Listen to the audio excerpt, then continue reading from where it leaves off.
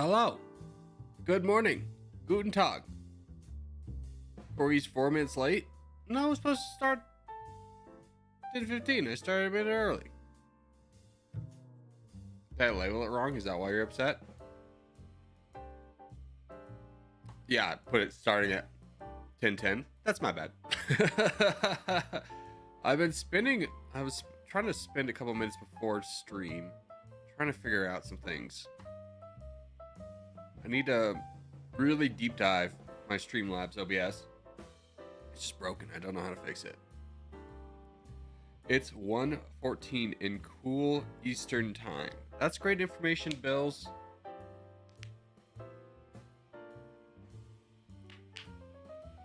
Life must be amazing on the East Coast. I will tell you though, it is annoying, the East Coast. I will be honest with you, just the time zone difference. Now that my parents live there, because most of the time when I think about calling them, it's like I'm wrapping up for the day, so it's like 6. And I think about calling them, and it's already 9 their time, and they're both 70 in their 70s, so they're like gone. They're like passing out. And I was like, dang, I missed my window to talk to my parents again. It's 12:15 in humid Texas time. Dude, Texas is stupidly humid, right? That place sucks. Like, if you never lived in a humid climate, especially like when we lived in the Florida Keys, like, if you never lived in a stupid humid climate, the most annoying thing is, first off, you stick to everything. You put your arm on an armrest, you try and lift your arm off that armrest, your skin has stuck to the armrest because of the humidity. It is so gross. I hated it.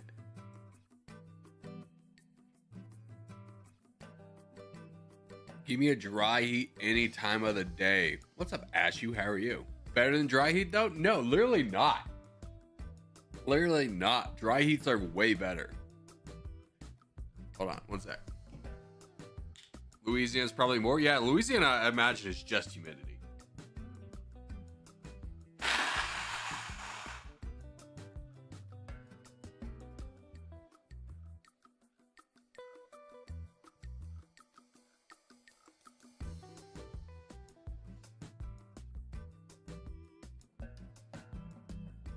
had to blow my nose. Ugh. Like, dude, humidity, I want you to imagine like the air is trying to strangle you. All right? That's what humidity's like. Dry heat, man, it's just like the world doesn't care about you. And that's kind of a little bit better for me. Humid heat is brutal for folks with any respiratory diseases, asthma, COPD, etc. Yeah. I mean, let's be real. I've lived in both places. I've lived in, like, let's put Houston, Texas, and Reno, Nevada on the board against each other. It's a dry heat versus a humid heat. I don't think anyone's really going to argue those 2 points.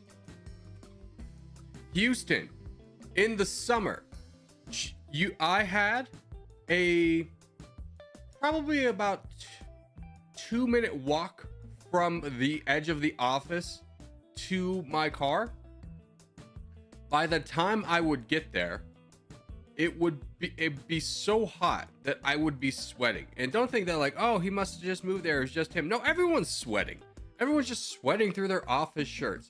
And then you get to your car, and I had made the awful decision of buying black leather. And if I had forgotten to absolutely block the ability of the sun to enter the car while I was gone during my workday, I would have to open the doors, turn on the car, and just sit there for like another 5 minutes outside, still sweating. Because if I did not do that with the air conditioning blasting, I would literally burn my skin. Not just like, ooh, ouchies, but like literally like burn the skin. I love my all black car. Yeah, you have a garage and it shows. But like in Reno, and then like I'll never forget when I was living in Houston, I was like coming into it being very physically fit, and I was like, I'm gonna go running. At the time, I was running, not my peak, but I was running about 5, not like the most I've ever run in my life, but I was running about 5 miles a day. I got 2 miles in Houston, Texas, and thought I was gonna have a heat stroke. Like, it was just like, whoa. Like, initially, it was just like, I'll just push through it. You know, heat is heat. I've been through it. I've run through 100-degree weather. It's never been a big deal. 2-3 miles in Houston, I am just like, I cannot run outside right now. I had to like stop. I was getting wobbly. I come back and I'm just like, the entire shirt is drenched in sweat as if I had just run 10 miles. It is ridiculous. I use my heated seats all the time. You baby, those were designed for us, not for you in Texas. That was designed for us northern weathern boys. All right, anyways. Corgi circus. Let's get Nightbot on the table. Let's get Nightbot on the table. Honestly, I don't like heated seats even when it's freezing. Because the thing about a heated seat is if you have it, it's so gas inefficient to have heated seats because first off, each seat weighs an extra 40 pounds. Let's get rid of the lines of battle. That's what we're going to do. We're going to do this. I don't know. Might do another CK3 run. I might do something else, but we'll see that. I am coming off. I am still sick myself. You may notice there was no Domination video today. And it's because I got one of those occipital migraines again. I don't know what's going on. But basically, I just go blind. Like literally, I just start going blind. And I was just like, can't edit this if I can't see it. And then afterwards, it's just like, it's just pain. And it's just like, okay, well, we're just going to put up the backup video today.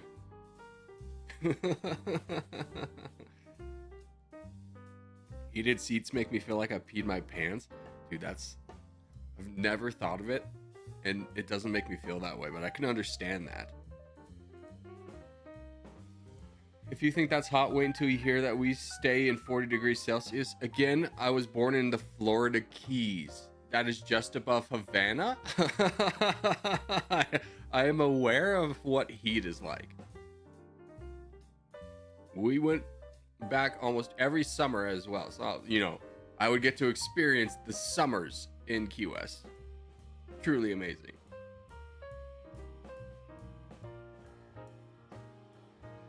What to do with domination if China has 440 million firepower and 18 million reservists?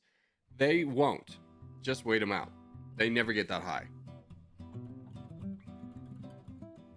All right, let's start playing though. Let's get in a North America map right away. We can yap as we play, you know? A little yappage, a little playage. It's gonna be a good time. Yeah, let's go, Skeleton Crew. It's up to us.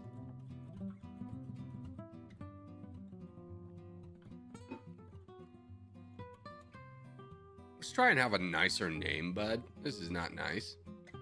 We can pick something else. Let's try and be a nice clan, huh? We have enough.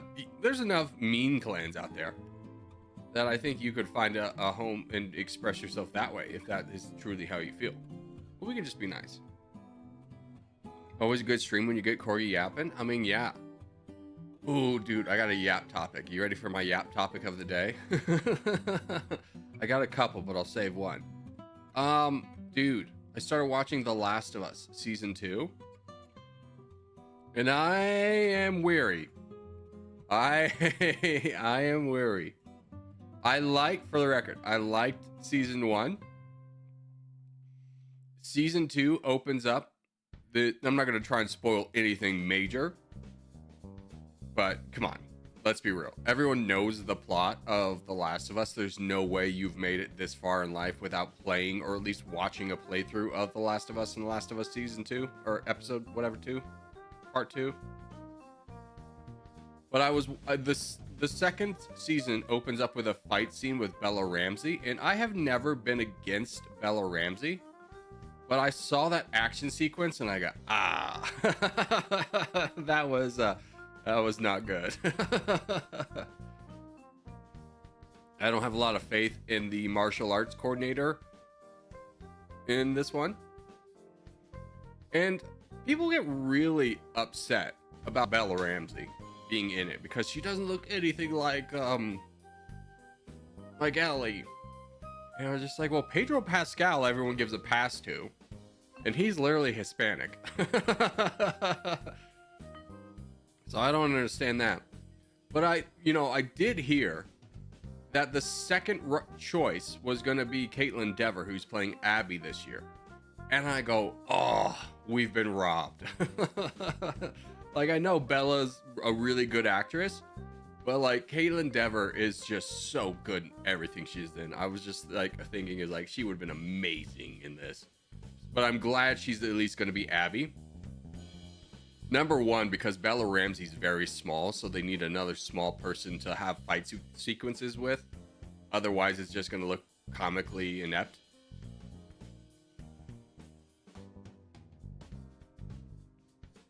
But I'm very excited for The Last of Us. I think it's probably, I think we could all agree it's definitely one of the better stories in gaming. Whether you personally like the gaming or not, it's definitely a really good story. It's been a while. Like, you can't tell me when, you know, we're going through the building and all of a sudden we emerge and there's giraffes.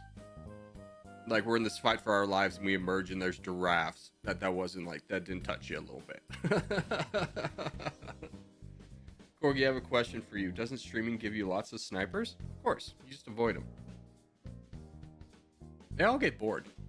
That's the thing. They'll all get bored. There'll be new snipers every day, but they'll get bored. They'll move on with their lives. The idea of someone like taking me out and having any effect on the game doesn't really matter in this one, because it's like, yeah, I mean, I'm not really the team. I go on the back lines. Just because, you know, number one, it's more fun to support you guys. Number two, it inspires a little bit of yappage.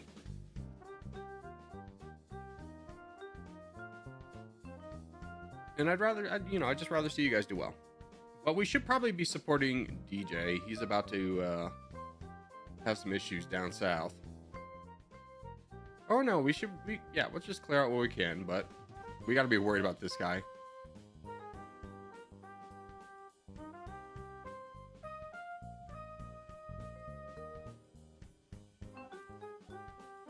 Stream snipers are still views. Honestly, the views aren't that important, man. Like, it's just like, if you're here because you don't like me, I'd prefer you to go engage with something that makes you happy.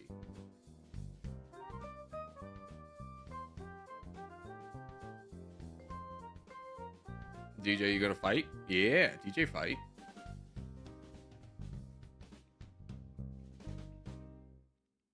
Now, this is a good move by Board fighting this guy. Takes pressure off their crown to be able to fight back, but it's too late. We have too much percentage.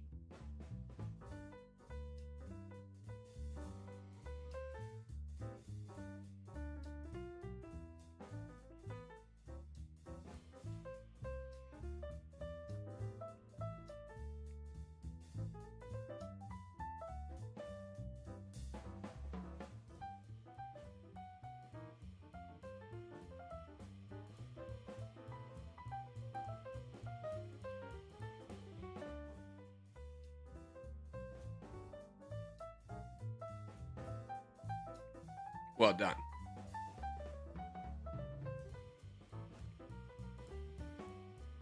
Well, I'm cautiously optimistic about Last of Us. They made a choice already. I was just like, I mean, if you know what's coming, you know what's coming, and you're kind of thinking, what's the show gonna look like after that? Because, you know, there's a good part of the show that's not gonna be there anymore, and you go, dang.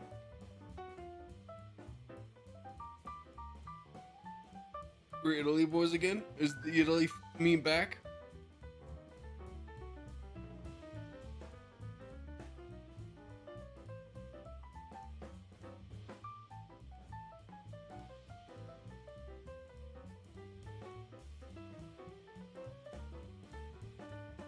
All right.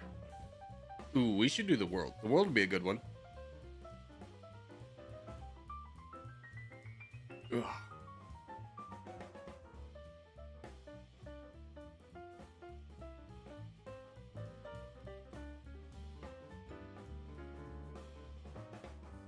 World it is. Let's go. No, it's 2-team. I mean, they're all, yeah. Oh, it is a 2-team. Yeah, we should try not, we should swerve 2 teams while we have the skeleton crew. Avoid those at all costs. I mean, we still have 20 people. Let's try South America. Let's try and get in South America. Hopefully we can still get more than 2 teams.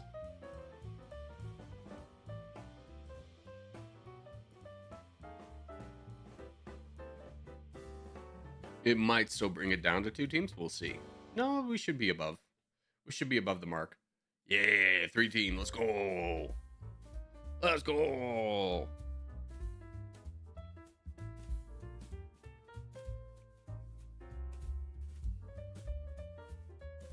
Yeah, I'll fill this position. Just fill a little hole here in the middle for the boys. Little gap. Then we can just fight our way out. We have 2 people to fight. Should be pretty easy. Just because we have just ridiculous numbers up here. I don't know, where did the other teams spawn together? Not really. White especially is a little bit off. Blue could be a problem. I don't know. White, never mind. White's kind of winning down there. They really competed with each other and left us to the north.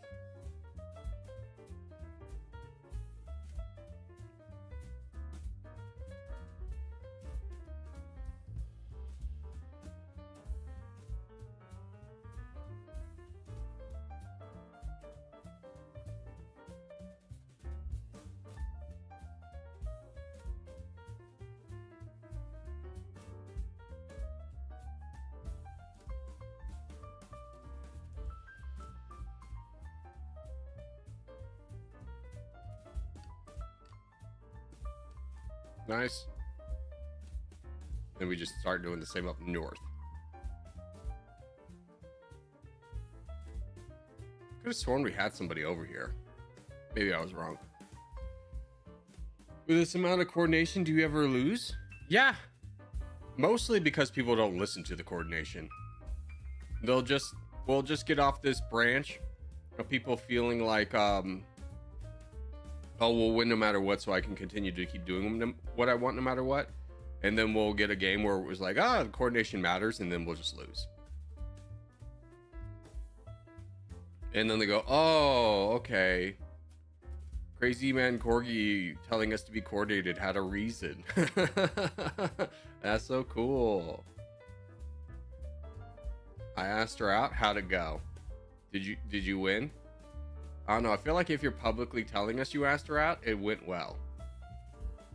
It did go well. Let's go. Huge, dude. Congratulations. I was reading an article that like a majority of Gen Z have never asked out a woman or a boy or however you float in person. And I was just like, dang. That's crazy. So I guess you just use apps then? Or you just don't date? I mean, Gen Z is definitely like a lonelier generation.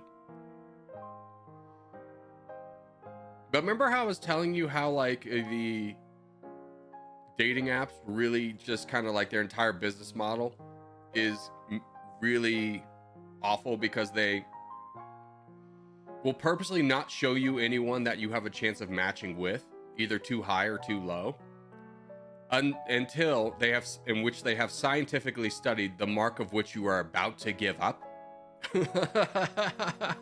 And then they will show you people to try and keep you on the site and monetize for as long as possible.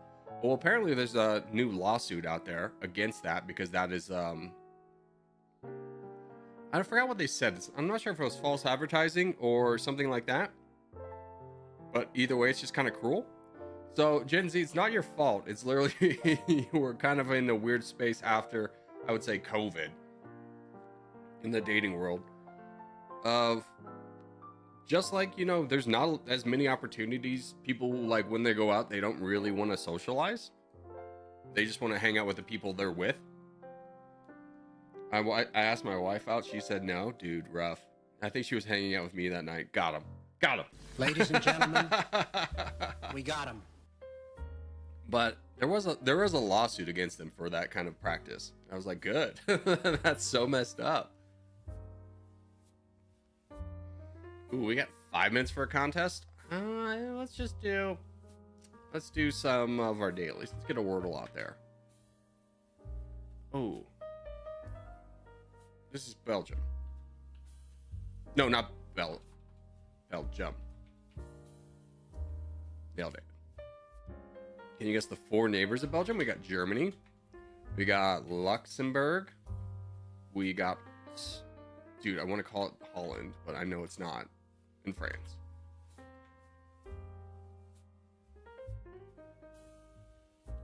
Brussels. Brussels is the capital. Haha. Brussels was like over here. Over here. Nailed it. Second try. And the flag is vertical. Vertical Germany. I always want to be like, that's it. But no. I always get Germany and Belgium mixed up for some reason. I know they have the same color scheme. But I always feel like Germany's vertical. Maybe because they always fight France, which is vertical. I don't know. They probably are castle boys. We love castles. That's the Blood Castle. That's the Gravestein. Nailed it. And their emblem is... They would be an eagle boy. They're not an eagle boy. Are they another eagle and lion boy? They're not. They gotta be this then, right? Yeah. They're lions boys. Contest in 5 minutes? Yeah, we got 3 minutes. Don't worry. They speak... Is Belgium a language? No.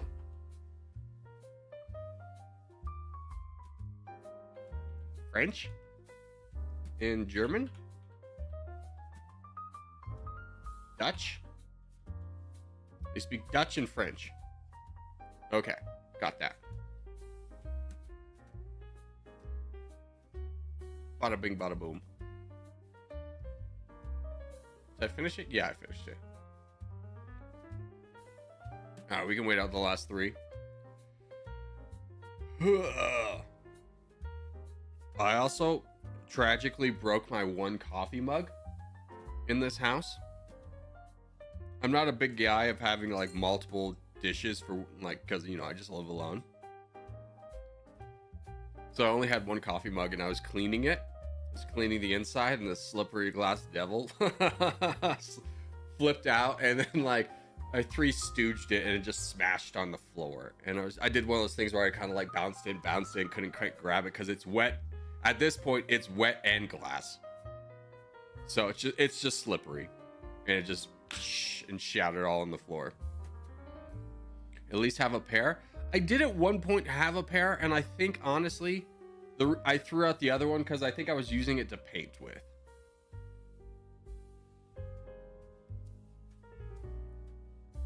Yeah, I understand it's dumb to only have 1 coffee mug.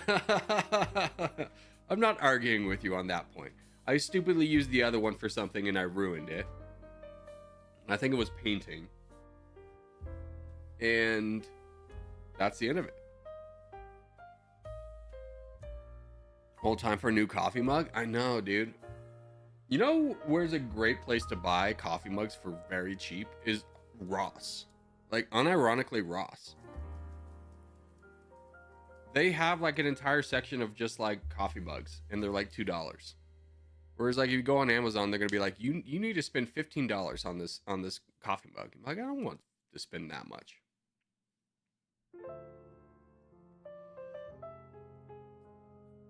Is chat really this quiet? We are a little bit quiet today, that's for sure.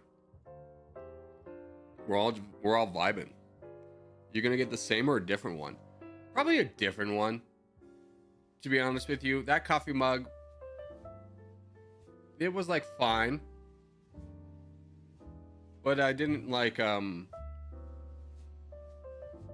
it was nice because it was glass. I could see how much coffee I had left at all times, and it was also pretty easy to avoid the bean spillover that gets into the coffee, all the little kind of grainy beans. Actually, for that reason, I might get the same one.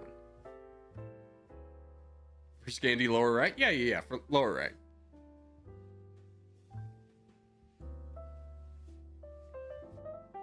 Nody, 30 minutes late? No. We started at 10:10. Oh, yeah, it is. Wow. Never mind.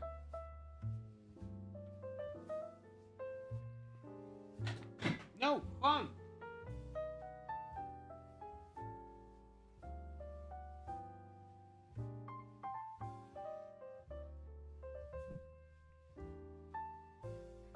Might DoorDash some coffee. If you guys are gonna be like vibe and chill, I think I need to step up the vibes. Which, you know, is my responsibility as a streamer. But if I'm gonna do that, I might get a coffee. Time for a new phone now too? No, this one is just like gonna be. My parents were telling me they got this deal at Verizon where they could get the new iPhone for 16 cents a month. And I'm just sitting there being like, for how long? What's the compounding interest on that? It's like, that seems like a scam. That seems like, you know, in 20 years, you're going to owe like $5,000 for a phone. And they're insisting that it was a good deal. I was like, it's just like, I want to trust my dad because he's like an accountant. But it's like, the math ain't math in there, right? It's like, something doesn't seem right. It's like, what happens if you try and leave? Do they all of a sudden then make you have to pay the entirety of the amount? Buddy, can you just look down for 2 seconds and see that there's free land? Like, I don't even mind that I'm getting full sent, but when my entire team is just ignoring there's a guy who's just full sending me, grab the land. Wake up, sheeple. But I do need to get a new phone because I'm at the point where like the phone will only charge at a certain angle, which, you know, is like the death row. They could, Apple, make it so that the charging port is like reinforced, because obviously I'm not the only person that has these type of issues. But basically, when the charging port, you need to start charging it at an angle, the entire phone's gonna be bricked in a couple of months. Because you're gonna have to keep doing it at an angle, and eventually it's just gonna break. They could reinforce this area, but of course it's Apple, and they go, why would we? You would just buy a new phone if your phone broke.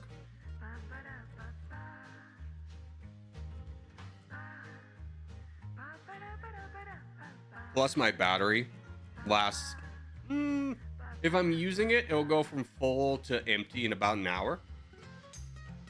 Wireless charging helps with that. Yeah, I dream of the day when we can just replace the battery in a phone and not have to buy a whole new phone. In a world of limited resources, it seems wasteful to be using all of our resources constantly making a new phone instead of just repairing what's wrong.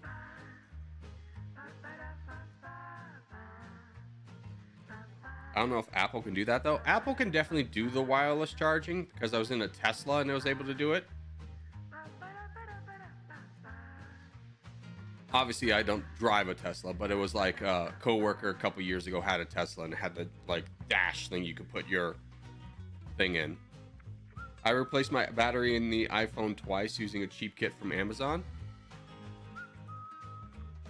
Yeah, I'm not that guy. I'm gonna be honest with you. I'm not the guy who can replace stuff like that. Who can delicately open a phone and not brick it immediately. Nah, that's not me.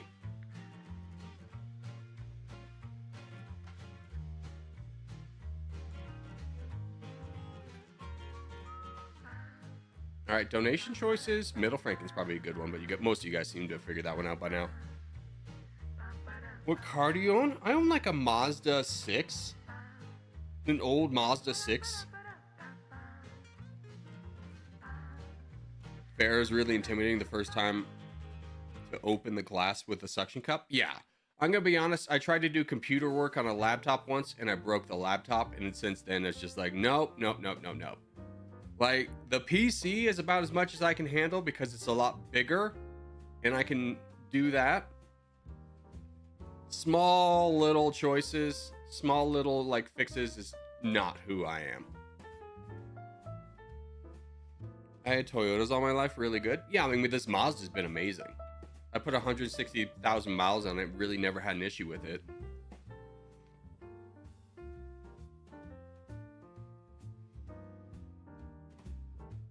I was listening to the series of mechanics, and they're kind of talking about what cars you should really never have because they break all the time. And I was surprised to hear them talk about Volvo and Mercedes being like they're always broken and they're expensive to fix. And that kind of blew my mind because at least when I was growing up, Volvos were like the reliable car. So I was surprised to hear, I don't know if anyone's ever driven a Volvo and can testify, but like apparently they're not as reliable anymore.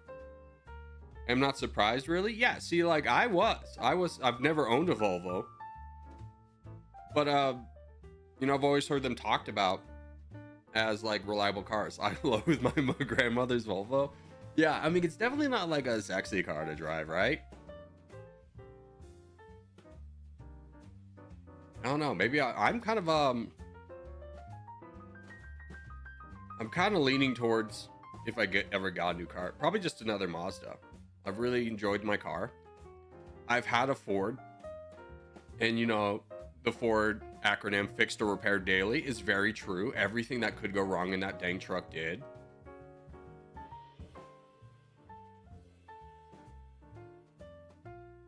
Not to mention gas efficiency is so important for me.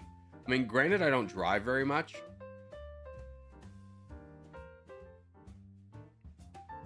but I can only imagine what it costs. First off, I would love something that had four-wheel drive. But at this point, because it's like, you know, you go hiking sometimes getting to a trailhead's a little bit on the rough edge. You gotta have a little bit of clearance. Oh no. I mean, that's a whiles off. They're still reliable, but all the tech stuff is annoying. I cannot believe the Cybertruck made it to production. It just is like such a weird car to have been built by a company that like already made a car. And why like I'm just kind of flabbergasted by the Cybertruck is there's so many construction flaws. Like one of the one that really blows my mind is like all of the electronics are connected. So if like if like something goes wrong with, let's say, like your window, then the rest of the car doesn't work because it all runs on a loop. And I'm just sitting there and be like, you made cars before, right? Like, why did you think that was going to be a good idea? They were trying to get the cost down, and it was just mind blowing. The Cybertruck is probably the worst car ever made. I mean, I think you have a competition with the Ford Pinto, which was notorious for if it got rear-ended, it would explode. But it's definitely in the top 5.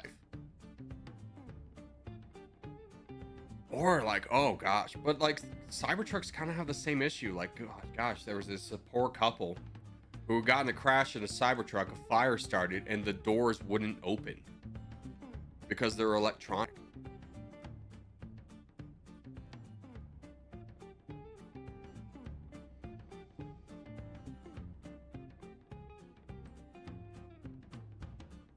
The Cybertruck's so ugly.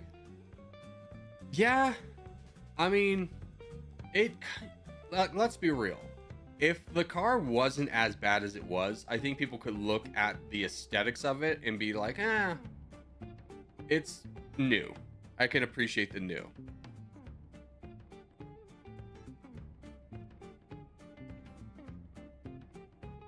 But at least most of the Pintos made it from the dealership to the home. Yeah. I mean, there was a guy who was, there's this guy on like TikTok. He's like, sells like luxury cars. And someone was trying to sell him a Cybertruck. And he's just like, he was wanting like 120. And the guy's like, I will give you 70 for it. Because it's like, there's just not market for it. And then a few like months later, he was talking about how he's not buying any more Cybertrucks because like the ones he's bought are not moving at all.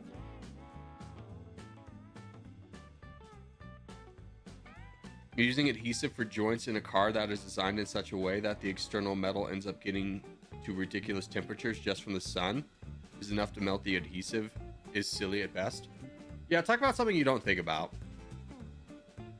But again, that is a surprising decision to make for a company that like has already been building cars for over a decade, right? Like that's kind of the thing that always blows my mind, as it like this is not like a new startup that is trying to figure out its way. This is a car company that's been building cars for a decade and then like throws out that one.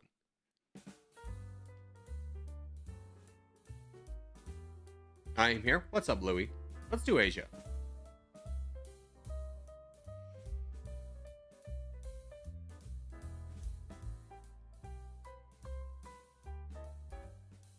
But, you know, the Tesla is just plagued with constant issues. Like, the one where, like, the guy was showing off how easy it is for the gas pedal, if you, like, floored it, to get stuck under the floorboard, and then you're just flooring it for forever.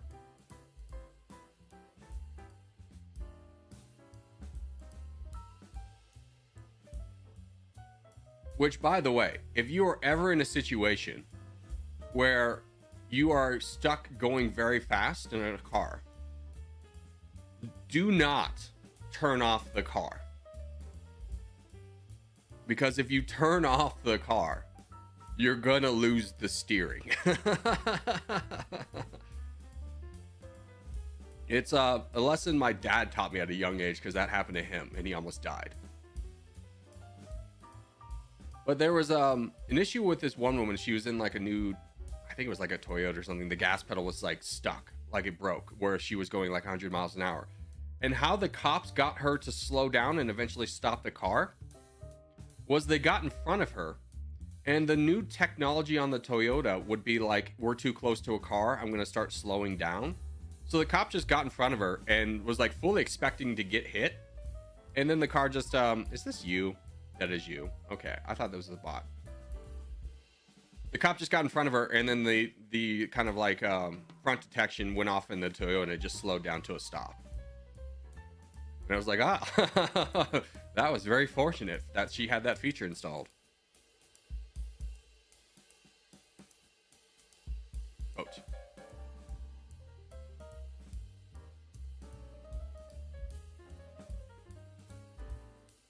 I had a Jeep Compass that had the electrical issue and cost an arm and a leg to fix. I can't imagine what a fully electronic car would cost. Yeah, dude. Jeeps are a car company that like you want to love, right? They look like they're reliable. They used to be, and they're really not. Like, I would love to own a Jeep. It's probably like, I've always loved Jeeps. Like, when I was a child, my neighbor's son got a Jeep, and I saw them at my brother's wedding, and they still talk about how like I was infatuated with this guy's Jeep. Like, I would go over and sneak and look at it. And he gave me a ride once, and it was like the coolest thing ever. I was like 4 at the time. But I love Jeeps. I love Jeeps. I think they're one of the most beautiful cars. But they're just not very good.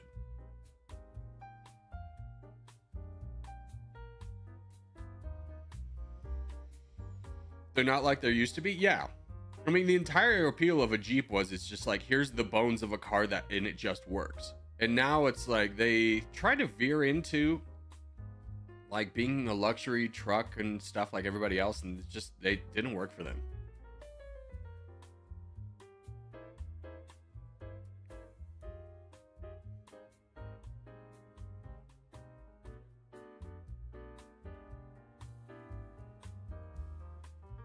Right. The Jeep driver community is kind of fun. The whole it's a Jeep thing vibe. Yeah. It's a whole fun thing, right?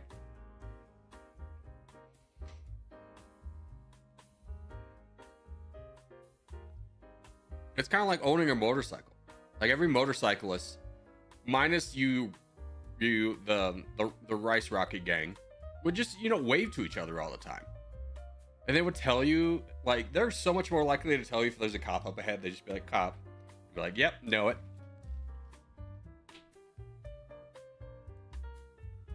I was looking at a Mazda RX-7. A dude sold one for $3K here in my county. There's some problems with that car if he sold it. I don't know what even year that is, but I would assume there's problems with it. Jeeps are dumb expensive. They are really dumb and expensive, right? They seem like they would thrive as a car that didn't need all the bells and whistles.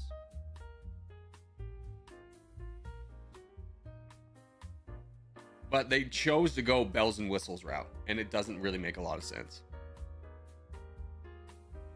You have any favorite car brands? No. I'm not really into... There's not really a car brand that's like caught my eye and go, wow. Like, I like my Mazda. It's great. It's super reliable. But are we really like evaluating cars in terms of like, does it work? Here, let's do a flaggle. This is Vietnam. That is North Macedonia. And North Macedonia looks like that. And cows. They love... Really? You know, that's Spain, isn't it? No, is it Spain? I don't know. I'll have to figure out what that one is, or find out what that one is. What would North Macedonia be? I think that was something different. That was something Eastern, and that was North. That's like Syria. They would not have lions and palm trees, so it's one of these two. Andorra. Dude, that makes sense for Andorra. Pick the flag of the capital city of North Macedonia. I actually don't know what the capital is, so I'm gonna say that one. Frick. That one. Frick. That one. Skopje. I see this one a lot, and I go, where has this weird long vertical flag? Skopje.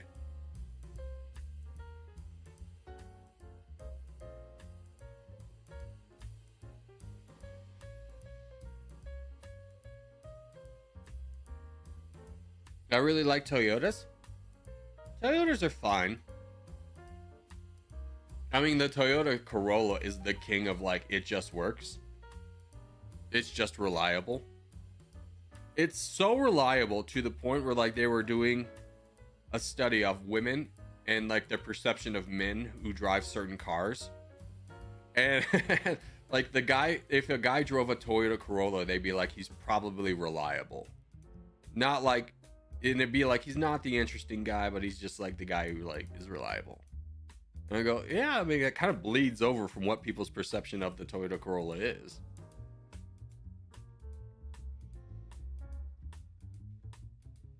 Global? Yeah, we'll save global for later. I can't really do the travel anymore, I don't feel like, because every time I do it, it weirdly tries to open up something else. And I don't like that. I had a Corolla, just so good. A 2021 Corolla, all the features and economy is really good. Yeah, I mean, if I had to get a new car, I'd probably get a Corolla. Like, I like my Mazda, but Mazdas are a little bit expensive. Like, when I bought this Mazda, it was the worst financial decision I ever made in my entire life. But I was a poor kid coming out of college and had a big job. So I was just like, I want something nice. And I got something nice, and then, you know, here we are. I think I was paying like almost $600 a month. Way too much.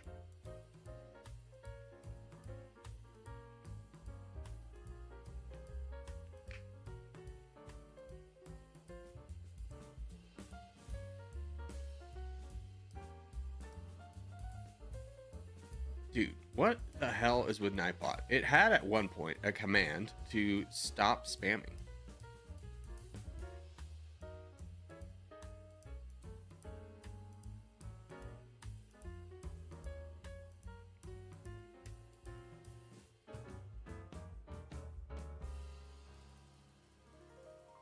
Oh, it was kept going after one person who was just like, what, talk once, and they would call him a spammer. All right, here we go. Let's go, Africa. Nightbox on its lunch break. No, we turned it off because it was going after, I think, King of Ping. Weirdly. Let's turn it back on, see what it does. Middle East, nice. Yeah, Middle East will be good. I'm not going to talk about Middle East, though, about, you know, outside of where we spawn, which is Africa. Because I feel like then we're going to get a bunch of people who go in the one spot we don't need people in. It went after Furry, then Ahmed. I know. It really went after them. What did King do? Literally nothing. Literally nothing. He would just put a message in once and it'd be like, stop spamming. And like, he is literally not typed in 5 minutes.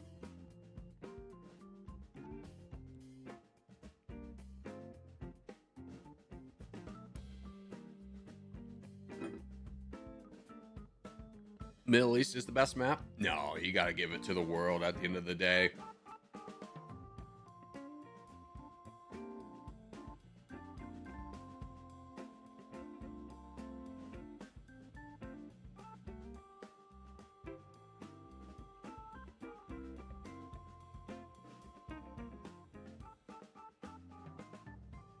We did claim Africa, though. We did push everybody off, which is great for us.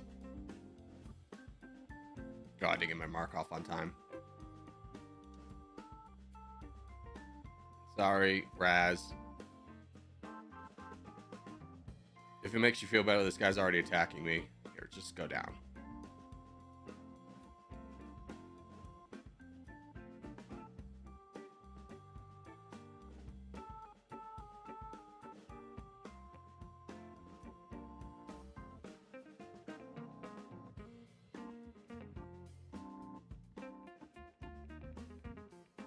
Alright, I'm on boat watch. That's my role. Let's see if we can grab this. Yeah, you're a better person to grab it.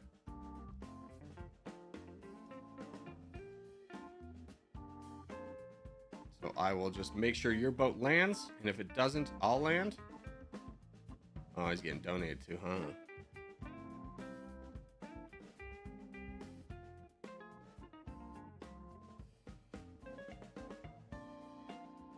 Stop this boat. There we go.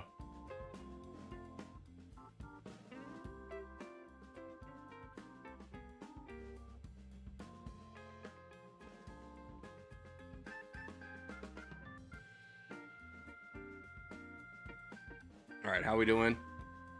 In places that matter? Doing okay. We can be attacking, guys. Like, this area is pretty safe to attack in. Everyone hopefully recognizes that. It'd be better if we close this off. There we go. We're starting to get some movement.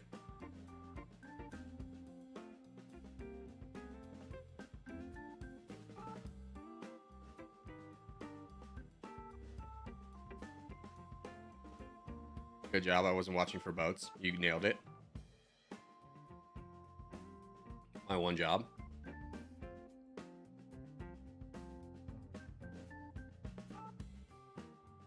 And we're doing okay. We didn't get like 40 people in the chokehold. They literally went to the right of it, which is whatever, but it worked out.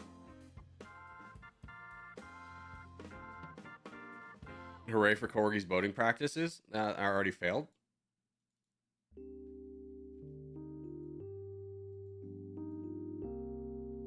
Yeah, I'm the worst at boating. People know this. I'm not good at boating.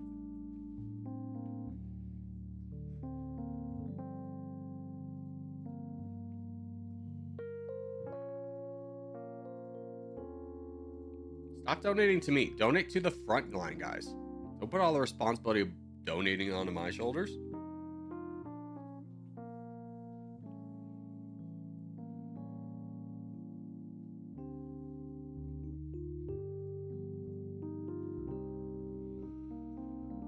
prefer clicking to vote. It's much more inefficient, I'll give you that. I don't have an island over there anymore. That's, yeah, you got it.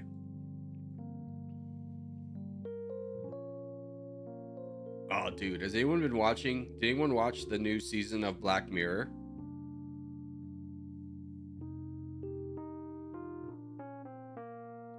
Hey, Corey, you've been a bit down lately, but your videos always cheer me up. I'm sorry, bud. Life do be like that. I'm glad the videos help. I was always comforted by the saying is like, this too shall pass. Because as much as like you can't keep on to the good times, the bad times also will eventually end as well.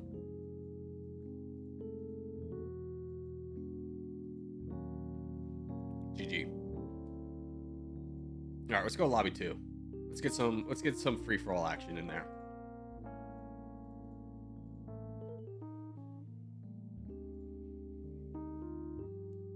Use keybinds for everything improves my voting? Yeah, no.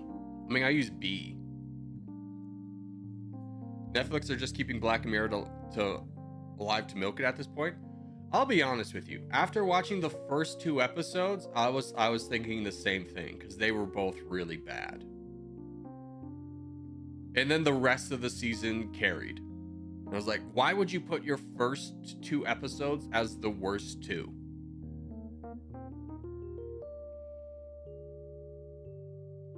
I was called manipulative and obsessive. Really down after that. Yeah, those are things that sting. I mean, they sting worse, especially if you've been told that before, or if you've really tried to not be that person. But ultimately, most times, I mean, unless that's a pattern that everyone's been saying to you, a lot of times that's just like, you two didn't mesh, and you'll be better off not being with that person. Last couple seasons were bad overall. I mean, Alligator was good. I watched that one. That was like the last season, I think. First episode should be the hook, right? And it wasn't. It was bad. The first episode is about like this woman who goes brain dead, and this company goes, we can fix her brain damage. All it does is you pay a monthly subscription, which for me, kind of sitting in the moment, was just like, brother, I'm trying to have like an escapism from reality, and this just feels too real. Like, ugh. But there's one this season with Paul Giamatti I thought was really good. The last episode was really good. It is a continuation of a previous Black Mirror episode, so you kind of have to see that one to understand what's going on. That was really good.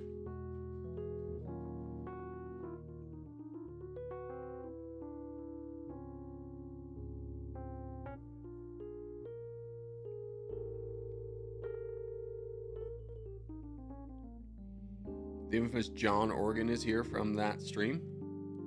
Who? So infamous, I have no idea who you're talking about.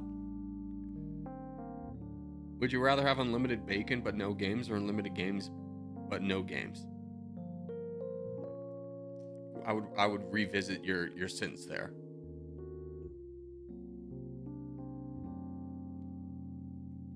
I was just really impressed when it came from her.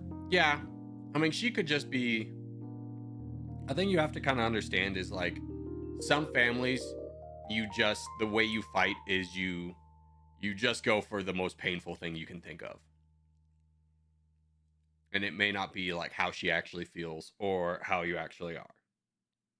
But that's just some families.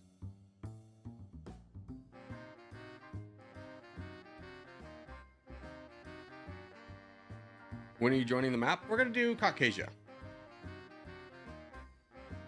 I was waiting for a map we haven't done today, nor would be likely to see too much today. Caucasia is typically one of those. All right, let's go.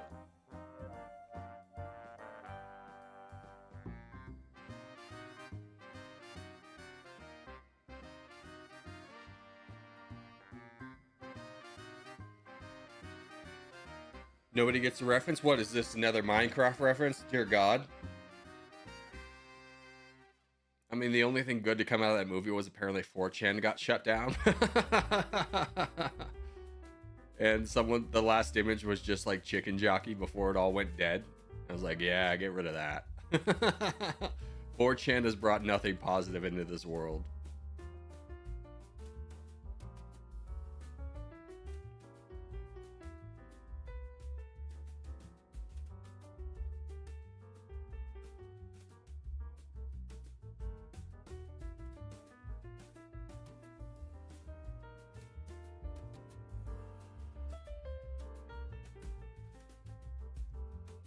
Speaking about bringing nothing positive in this world, have you guys seen Katy Perry's just absolute downfall in front of our eyes?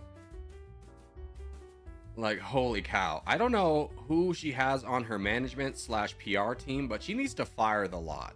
They've been making bad choice after bad choice after bad choice. Her going to space was just like so viscerally hated. And like, I get it. Because it's like, hey man, this is a time where we're all really struggling to pay bills and you want us to get excited about women into space. But not like women who like earned their way into space, just women who bought their way into space. Like, oh, that's so cool. You spent $1 billion collectively to roleplay as an astronaut while everyone else is struggling to pay rent. Like, I don't know how you thought that was going to go over well, but that was a bad call. Very tone deaf. You just gotta fire. If that was your idea, then you're screwed. But if it wasn't your idea, you gotta fire whoever idea that was, because they're in a bad spot for you. They're not gonna help you out from here on out.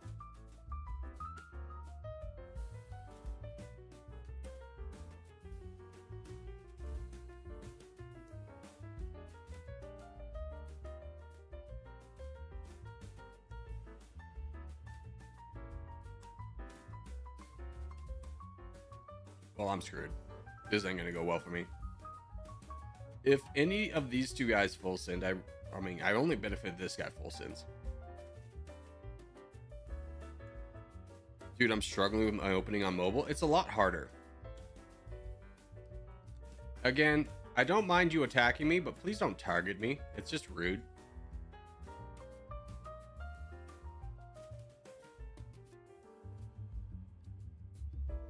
And I'm going to be honest with you. I'm going to ban you if you keep it up.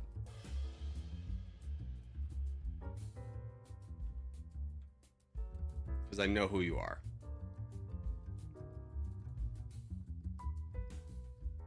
Not you. You.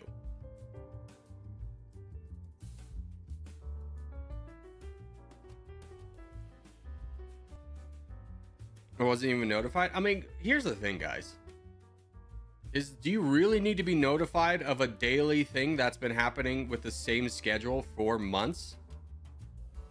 Like, it's just like, it's 10 to 10:15 every day but Sunday. Figure it out.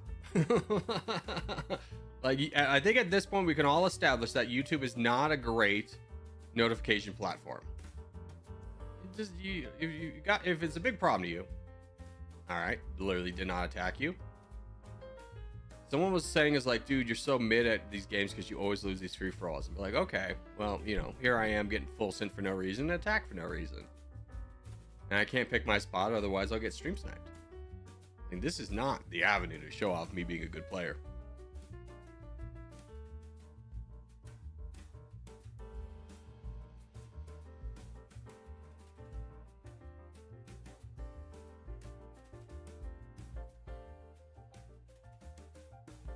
Yeah, I'm dead. It made sense.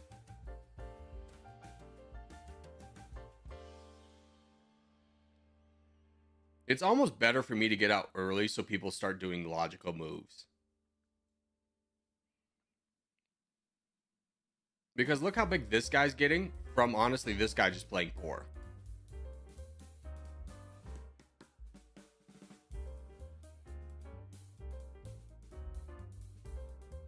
But while this is going on, I'm going to grab some water.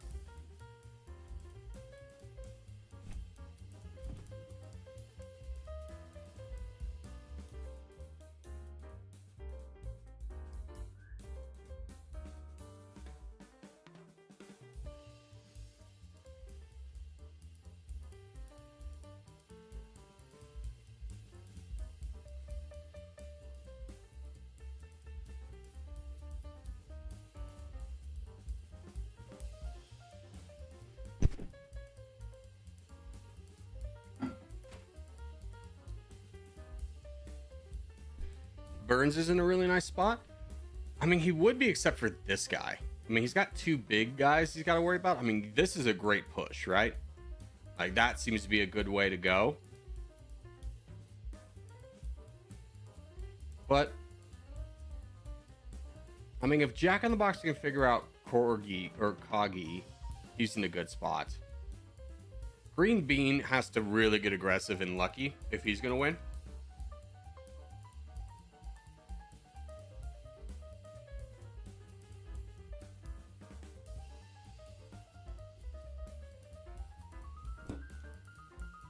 Is Luhan's nicked in this game? I don't think he made it in. I think he stepped away.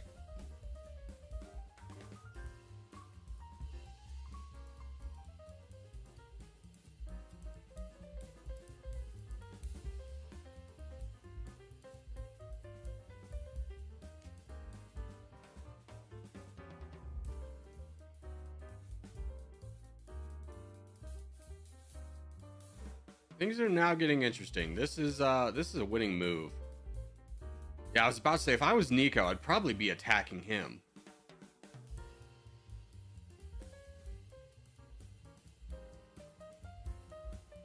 And this is kind of the exact situation I was thinking of when I was saying Burns probably, you know, he's in a fine position, but like he's getting smushed.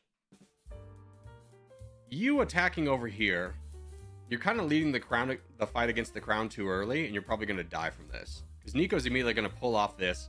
He's going to fight you. There's probably going to be more people that want to fight you. Like Jack in the Box and Canadian and Pun. There's a lot of people that benefit from your downfall. I think you could have waited a little bit, solidified your position by attacking a weaker player before, and then like engage the crown when like the vibes were a little bit more, when everyone was more ready to do that.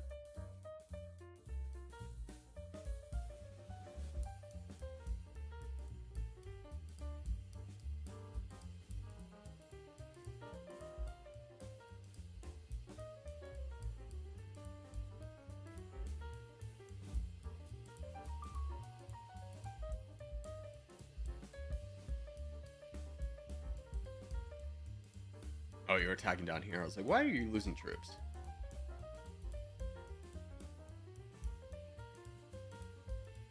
Weird full send. Don't know the point of that. Of course, when I join, you're doing a civil war. I mean, yeah, we do a couple civil wars. It's fine. I gotta get a coffee, though. I'm dying over here, champs. Oh, and I tried to load up Farming Sim again. Game does not work on my computer. Very sad.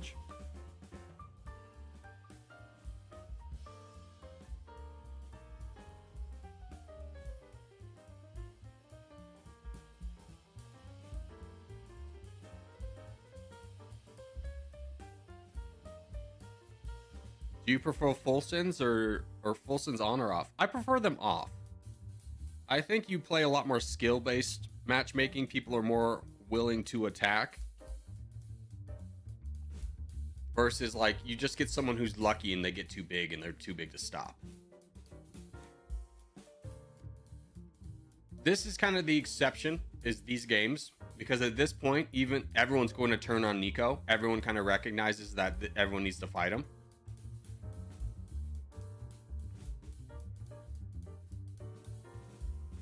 Yeah, everyone's in on it. But in a typical game, people would have already given up by this point.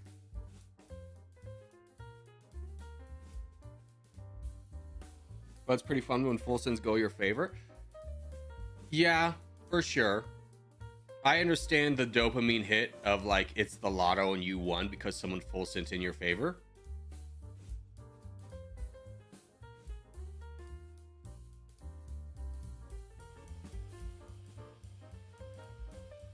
But personally, I hate the idea that like I attack you once and now you full send, which is kind of what the meta's devolved into. Like, believe it or not, most games used to last 15 minutes. And now they're over in 5. Because people just full send and quit. They couldn't possibly overcome adversity. Ooh, buddy. Yeah, I think Nico went a little bit too heavy on his attacks and now he's gone. I don't know if people really stop fighting this either. Green Bean immediately switches targets, which is not a bad move for him.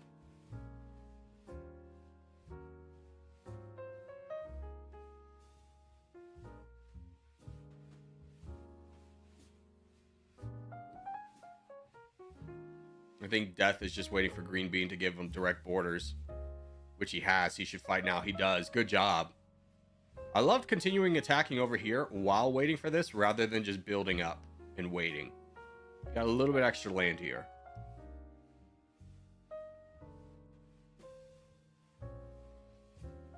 And I do like Nico just kind of ignoring what's happening over here, strengthening his position by taking out Puff. I think that's a good move. Most people get mad fast. Yeah, they get mad like, you attacked me one time, therefore my game is over, and I'm full sending and quitting.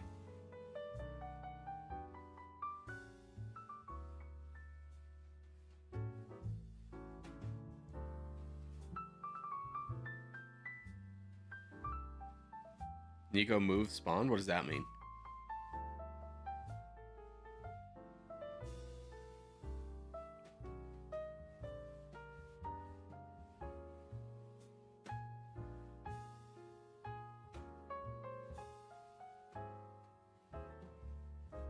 Oh, full send. Nico, where were you? He's not at 160,000. He's moving slower. Oh, buddy.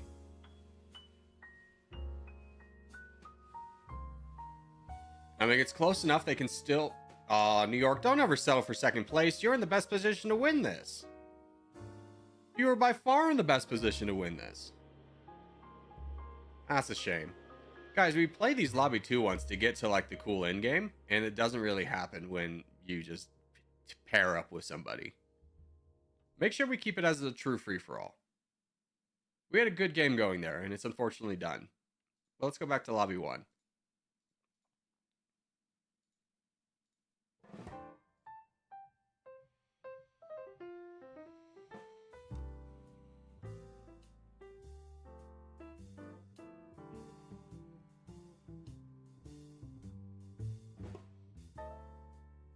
Yeah, I got 2v1 by those guys. I knew something was up.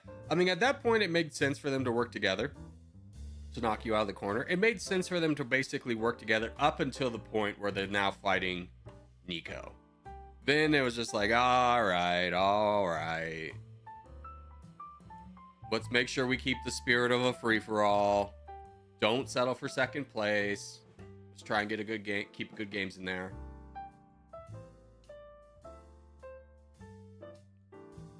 You're in a free-for-all lobby. Yeah, I realized. Thank you, though. Let's do South America.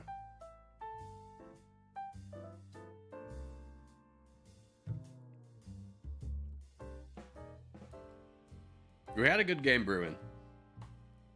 Do you have dry eye? No, I don't have dry eye. I'm just wearing glasses.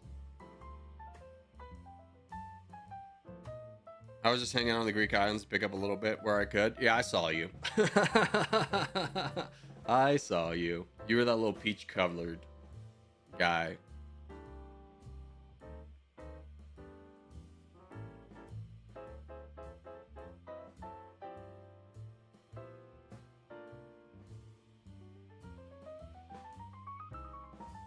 Nothing's more fun when you're out of it, just being the island boy, joining the island gang.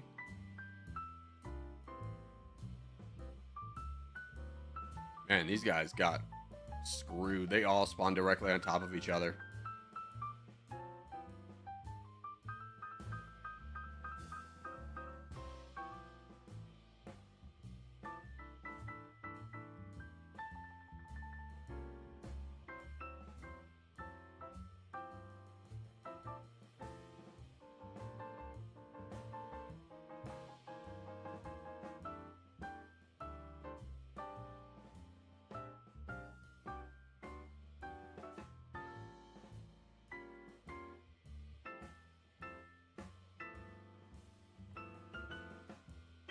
Goodbye, Irish Empire.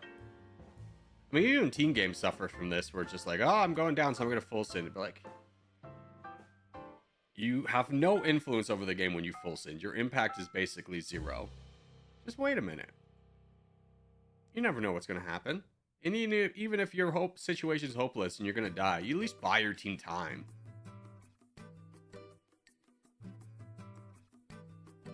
Corgi, you see my Discord message? I did. I was waiting for you to appear here before I accepted it. Because this will not be the first time someone impersonated somebody like you, so I will accept your friend. What message? He had a new account. He was like, this is my new account. And I was like, sure, buddy. So I was waiting, and he says, like, I'll prove it in stream. He's like, yeah.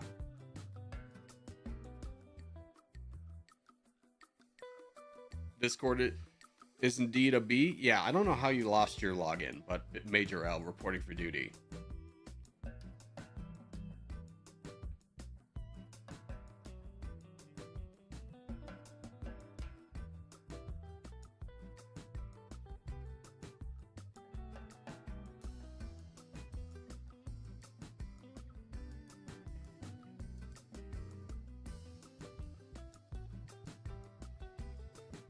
I never even turned on two-step notification or verification.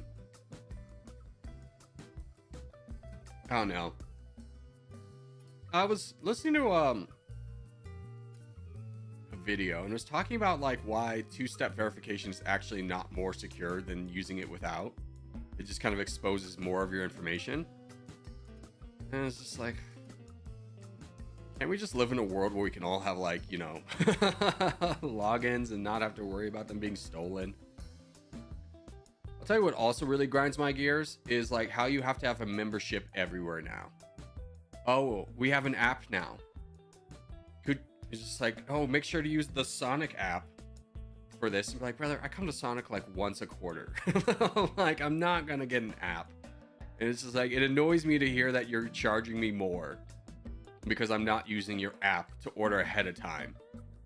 Like, I'm not going to engage in this level of preparedness to like stop at a fast food restaurant.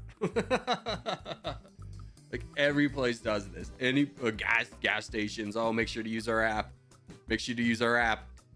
Like, no, because you're going to have a data breach. And if I have like my information in 5 million freaking places, you're going to steal. I'm going to lose my information. Plus, I just don't want to have that many apps on my phone. I would love some semblance of privacy without all these apps trying to track and sell my information. Why does a gas station need an app? Thank you. Why does it, dude? Why does it need an app? Just give me the gas, dude. That's all I'm here for.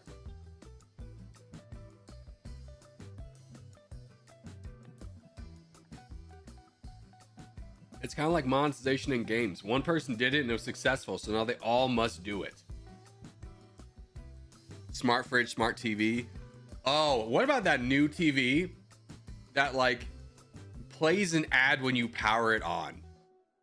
Does that not infuriate you as a consumer to be like, I bought and paid for this TV and now you're playing an ad on it anytime I load up the TV?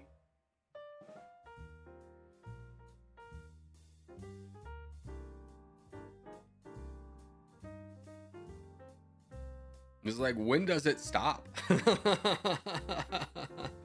When we close our eyes, will we start having ads? Imagine the future, you wake up and you get an ad in your brain. Well, that was something that that just rubbed me the wrong way about this Black Mirror episode. I'm just gonna spoil it for you guys. Basically, this lady, she's brain dead. This company comes in and be like, we will give you, we can bring her back. She just needs to be connected in our like range, and there's a monthly subscription. And then like 4 months later, she starts speaking ads into existence. She'll just like her brain will just be overridden and she'll start talking about an ad. And like, oh yeah, if you don't want the ads, you have to upgrade to our premium service. And it was just like, that really just hit home with me. And it's like, I don't even want to watch the rest of this episode. It's just like, because it just feels like the inevitability of where we would go with that technology. Like, hey, we have the ability to save people, bring them back from being brain dead, to replace part of their brain and keep them functional. But of course, we're going to monetize it through ads. Business idea. What if everything has ads? Create a company that sells ad-free products. I mean, ideally, yes, that's what so many places do. Like, think Amazon Prime. Ad-free streaming. Then what happens after that? Well, the quarterly numbers need to go up. We must feed the quarterly numbers. So therefore, we'll add another layer. We'll start doing ads and then add another layer that like you can be ad free on for now until we run out, until that well runs dry. Is premium worth it? Are you talking in context of the show, or are you talking about like YouTube premium? I love how people are giving us ads of ad blockers. Oh, I know. It just never stops. One of the biggest reasons I just broke down and bought YouTube Premium because I was just so tired of how many ads there were. Like, I don't know if you youngins were around when YouTube would be like, it'd be 1 5-second ad you could skip, and that was bearable. And now it's like a series of 4 ads. You know, it's just like, whatever. I will just pay premium because I don't ever trust ad blocker companies.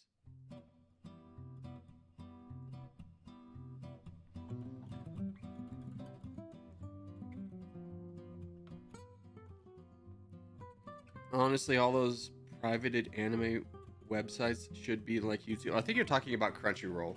I mean, yeah, YouTube at least does it where the creators you watch benefit from the premium that you buy. Like, they get a cut of it. And it does add up.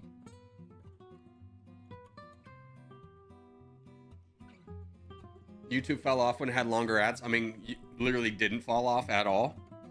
It's just more profitable.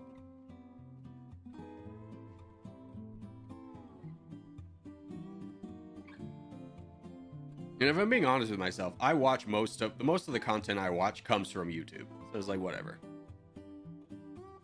Now, if they ever do another level of service where like what I'm paying now pays for only limited ads, then I'm done with YouTube. I'm going straight to an ad blocker. That's my limit. My limit is when I'm paying to not have ads and you install a level above me that then has the no ads and you give my level ads. We're done here.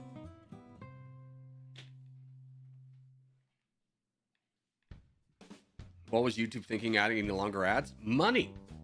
I mean, as much as people complain about it, they're more profitable with it than they were before. It's not a great mystery of like, why would they do this? They're a corporation that's publicly traded, therefore has only responsibilities to its shareholders and to increase the money that those shareholders have. It's very easy. I'm honestly blown away that you don't connect those dots. That you have such like trust of a publicly traded company that you would be surprised that they would do something nefarious, such as monetization. The company's on your friends, kids.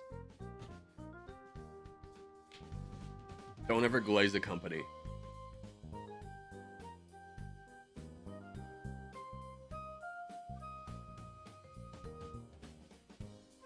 Whatever happened to those pop-up rectangle ads on YouTube? I think they probably looked at that and be like, those are just annoying people.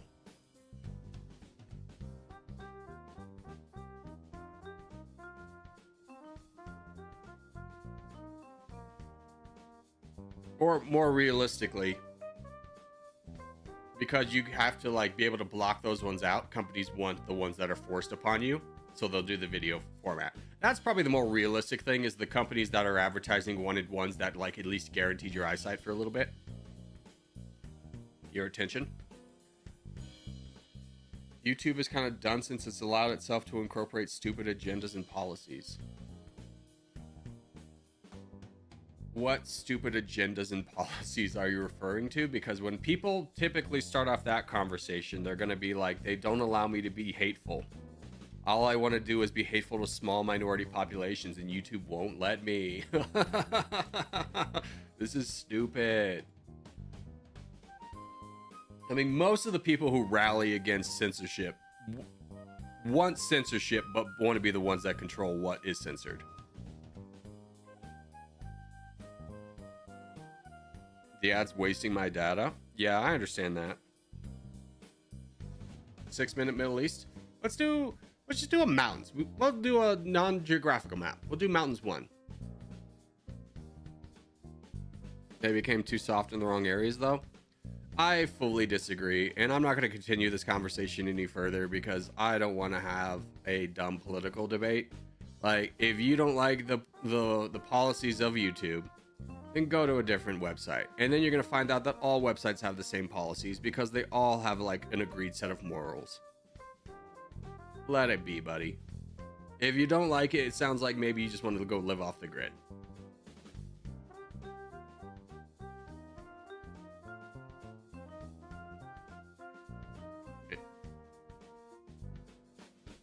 Why don't you play Lobby 2? We literally have played a Lobby 2 game today. Just relax, kiddo.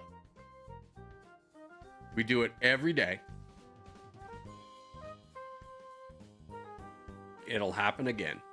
Oh, that was a player. I thought it was a bot.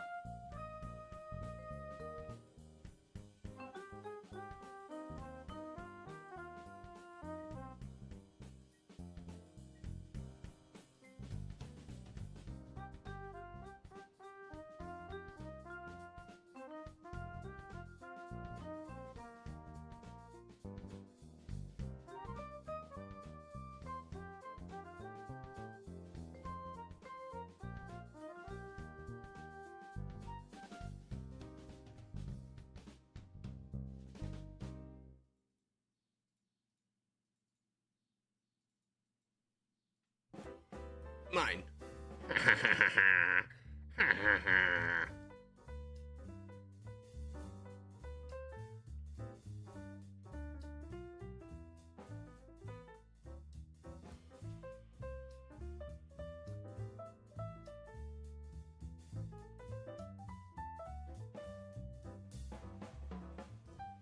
I see him.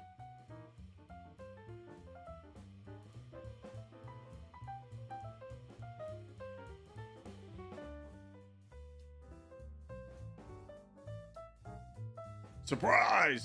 This is my favorite thing about the... Oh, no. I gotta deal with this guy. Here. Can we work on this guy together?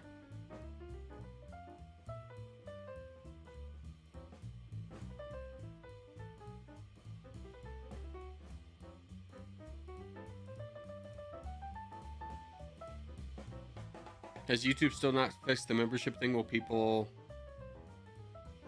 watching the live get the membership? No, that was a feature, not a bug. So they're not going to quote unquote fix it because it's working as intended.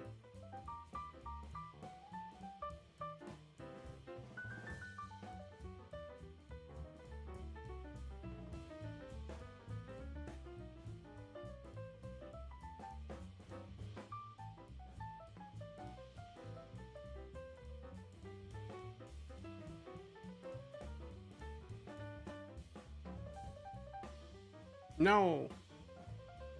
I'm done. Wait, no. Yes, free me. I want to keep fighting. Huge.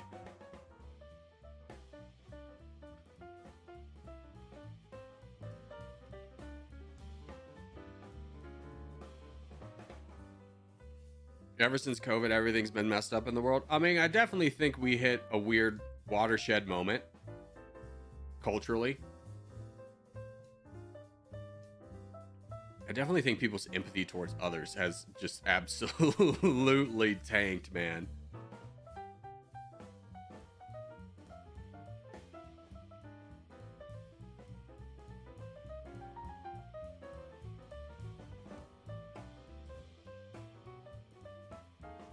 Hold on, I gotta bring Hobbs inside. He is going wild on something.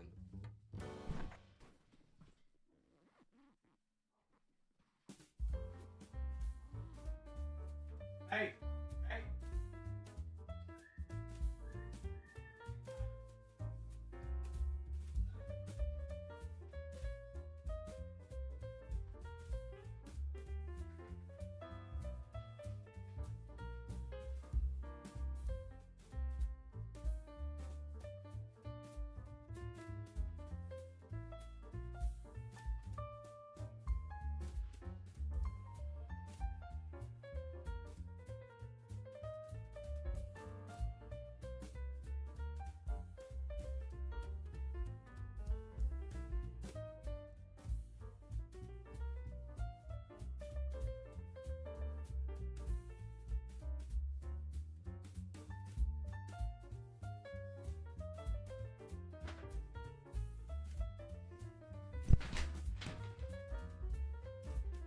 Alrighty.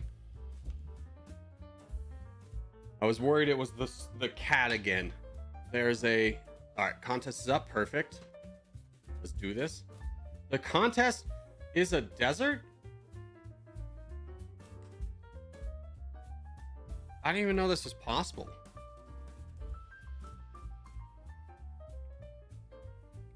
But anyways, there's this cat that like always likes to meander into my yard, and it's just like, please stop coming here. Like, I don't want to be responsible. Like, I don't think my dogs would attack it, but at the same time, I'm not guaranteeing that. And I'd prefer you to keep your cat inside where it's not just like constantly putting itself in danger in my yard.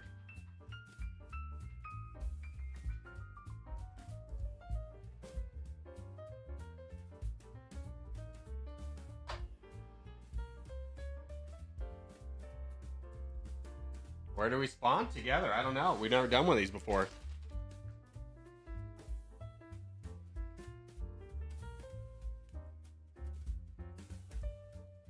Probably bottom right. Let's fight for the good section.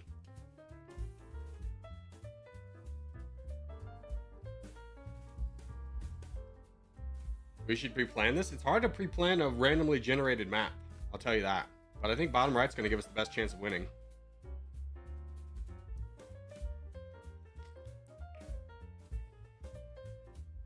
Good luck, boys.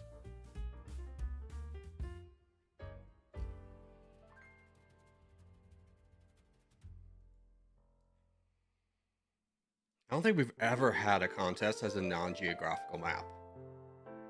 I kind of like it.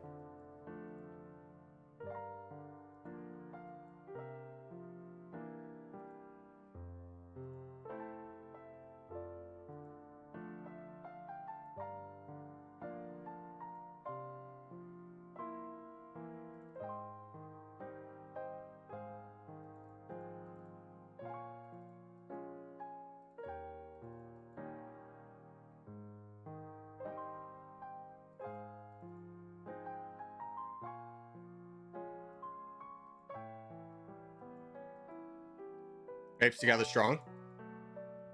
Bio, soft, clack, crack.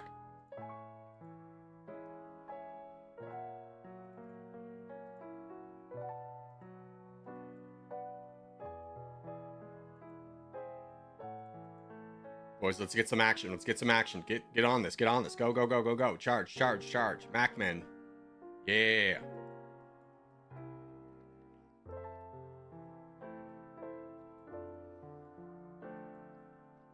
Close up the gaps. Close up the gaps.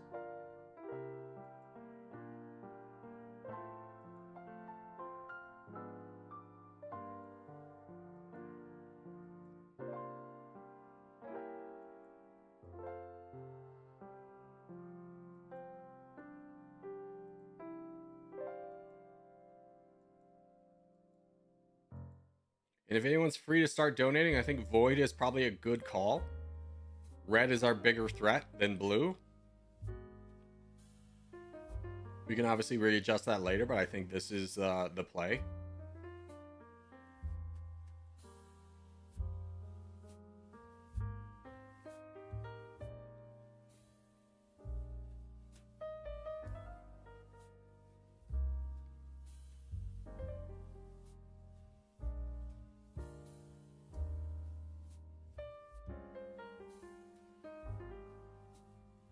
Oh yeah, we in this. Red had such a soft underbelly. So many of their players had no troops.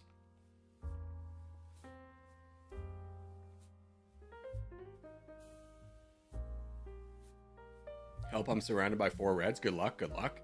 Best of luck to you. Looks like you spawned away from us, so can't save you.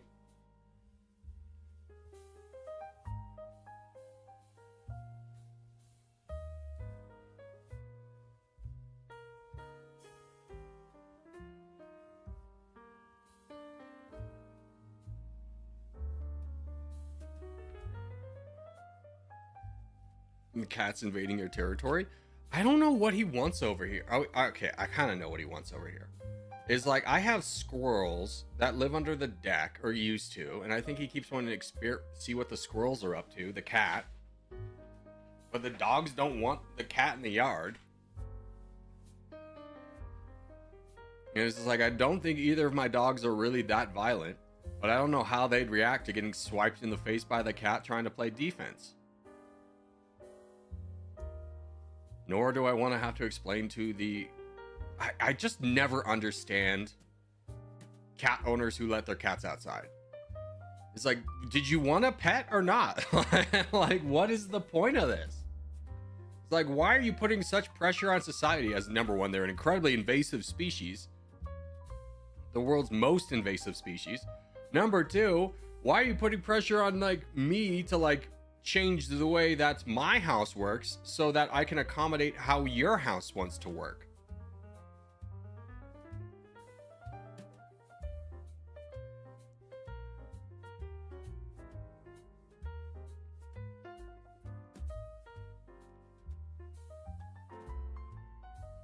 For real? Yeah, I mean, it's just like it's just so rude, because it's like, okay. And then you're putting this weird burden of responsibility on me that when your cat does die in my yard because he picked a fight he couldn't win, that now I have to go over and like tell you that your cat died and deal with your emotional trauma of your cat being dead. Keep your cat in your yard. Or in your, not even your yard, just keep them in your house. Or just don't have a pet. You really are drawing a blank on whether you want a pet or not.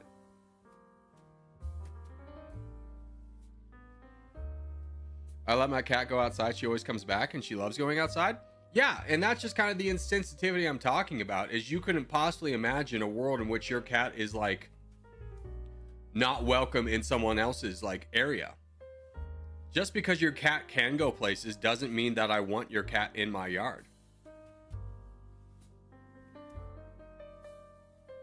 I swear to God, your cat will be just as happy indoors as it will outdoors. And if you think it really needs to be outdoors, you can build a little contraption that I can just like crawl outside the window and hang out outside. He'll be just as happy.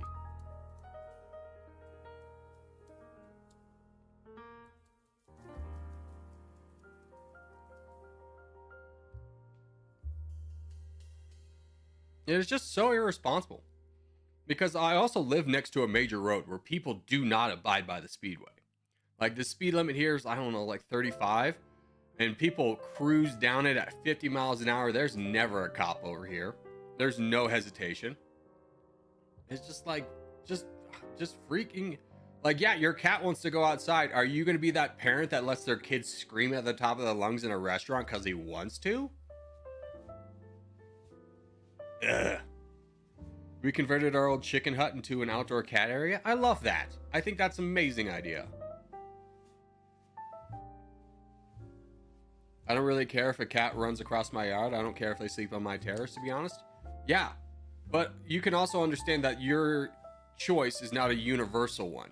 Like, that's not everyone's guarantee. I've laid out my reasons of why I don't want the cat in my yard. I don't want to have to deal with the vet bills if the cat and the dog get into a fight because the cat keeps wandering into my dog's territory. Here I am having to bring my dogs inside because the cat's outside. I'm having to change how I'm living my life to accommodate the person who has a cat. I hate that. Lobby 2? Yeah, we can do lobby 2. Let's take off tags this time. Let's do a team battle.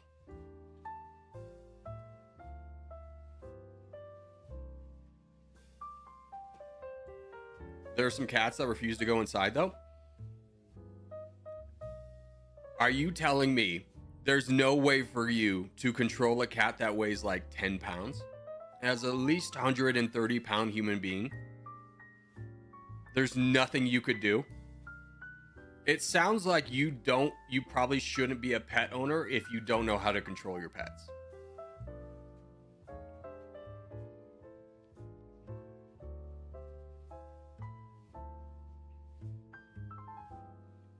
I just love this idea that you couldn't possibly figure out a way to like just pick up the cat and put it inside. Oh no, the cat got outside. Let me go pick up the cat and put it back inside. Oh, what am I going to do? I'll go pick up the cat and go put it back inside. I'm trying to find a way to say that's not okay to want other animals in your area, but it's free roaming area. That's not in your control without giving a rude impression. Horace, I think you and I live in different parts of the world because this was a very foreign concept to me about the concept of free roaming. That does not exist in America. You do not have the right to roam anywhere. So maybe that's a little bit of a cultural difference. It's the same as people letting their dogs out at night. Yeah, dude. I've lived in places where people let their dogs out, and it always ends in like even if the dog's chill, the dog always goes in a place he shouldn't be. And then you have the pet owner posting on Facebook like, whose dog is this? It keeps coming in my shop, where I can't have dogs illegally. Let's do Africa. My cat free roams the neighborhood, but dogs, no free roaming. Yeah, and exactly. It's just like, why? For the same reasons that people wouldn't want a dog roaming in their neighborhood, they don't want a cat roaming in their neighborhood. Don't you hear the dogs bark at night? No, my dogs are inside. Because again, they're pets. They're not just wild animals I sometimes like hang out with.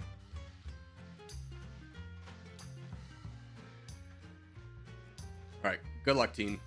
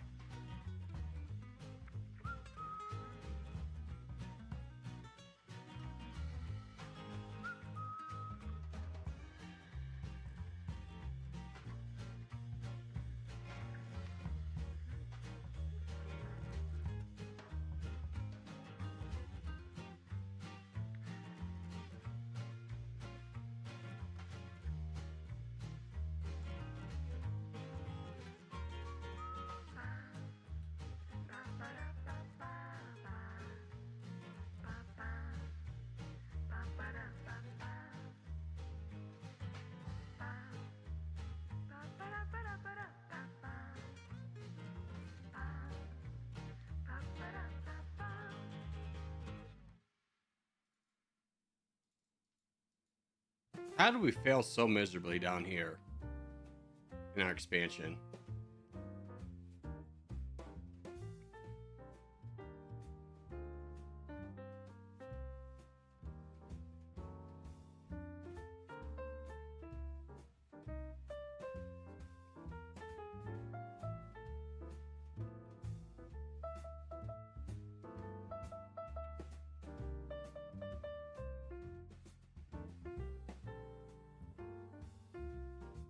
I'm not saying that I agree, but there are cats who yell and scratch if they're inside.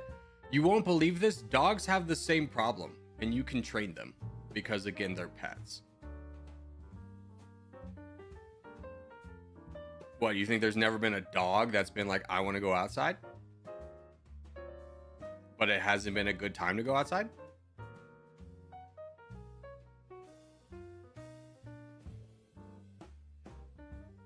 Cat, we have got to get on this. Ah, Luhansk is dead. Black got off to such a rough start. I don't know how. I would love to see the replay of how these two got big. Many people should just take responsibility of their pet. That's it. Yeah, and I'm getting blasted by these cat owners who just like, I can't control it. There's no way. And it's just like, I promise you, there's a way. Cats would not been to have domesticated animals if we weren't able to train them at some level.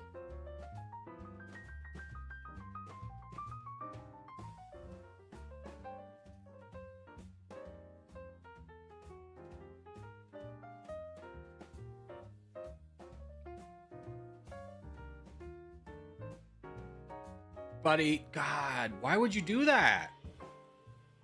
That literally took us from like, we can come back, we just gotta have a little bit of time, to we have officially lost this game because of you. Like, please, guys, stop full sending. It's so annoying. I can't stress this enough. Every day, the only people it hurts when you full send are your team. Full donations don't help. You have sabotaged our entire position. What do you want me to do against this now? That's so dumb. And you are an idiot for not looking at white as the threat and trying to fight me. Pay attention to the board. Your team's getting wiped out. What do you think is going to happen next? Would you not prefer me as a friend to fight the bigger guy that you guys are scared of, or the green team down south? This land's not going to matter.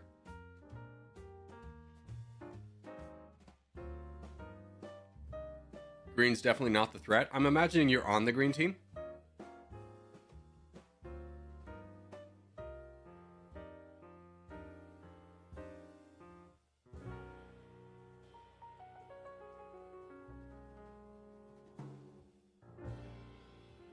Buddy, I beg of you. I beg of you to look down.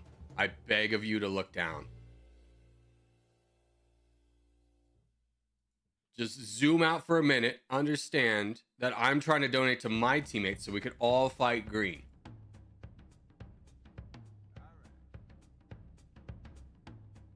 Okay.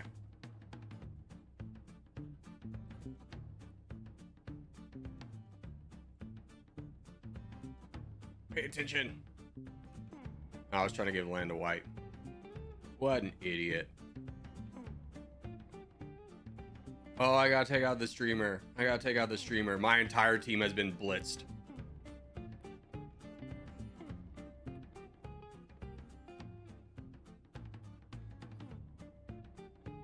Why are you fighting, brother? All right, no, pause. Guys. Green has 39% of the board. If everyone doesn't fight green, they just immediately win. Why are we fighting white, who is trying to fight green?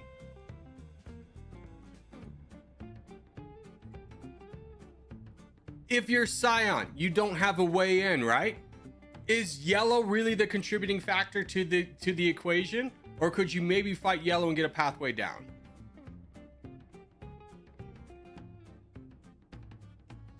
We need a recap of this? No, this is just like the worst collective game we've ever played.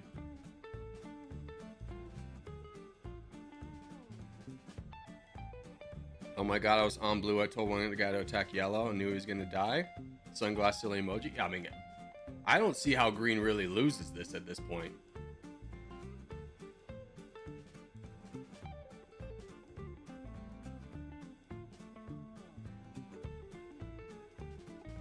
Other than the fact that this guy completely missed this full send, which really sucks for green.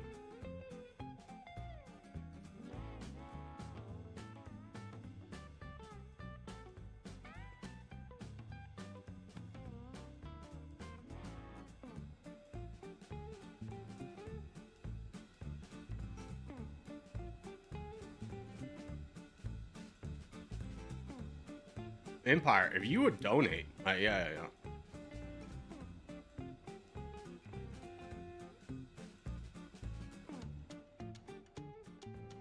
Yeah, green's won this.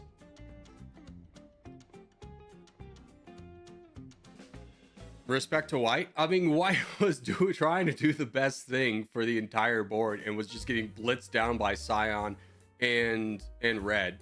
And now Scion gets to be like the defender of ashes because they're about to get blitzed down themselves. Yeah, that game's over. That was an ugly team game. That was very bad. Go back to lobby 1. Oh my goodness. You got to look at the pie chart, guys. It's on the screen for a reason. They kept attacking me. I know. You kept trying to point down, and they just was like, "You must die."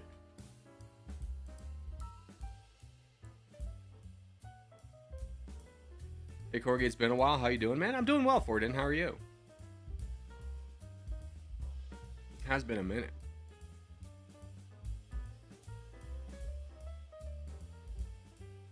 I played 2 lobby 2 games and died in the first 2 minutes. Yeah, Luhansk, I meant to check. I don't understand how we lost um Arabia. Like I could have sworn there was a person in between me and you on our team. Like, I don't know how red got such power over that. Because I was playing to block white from the corner. Because I had at some point looked down south and assumed that was ours.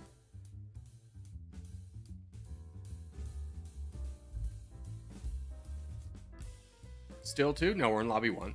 You can tell because there's players. I got surrounded in Arabia by 4 people and just got rolled over so fast. Yeah, but like, how did those 2 big red players get so big? Was there just nobody there? Because I could have sworn when I looked, when I was picking my spot, I picked the corner because I was going to block white from grabbing that corner.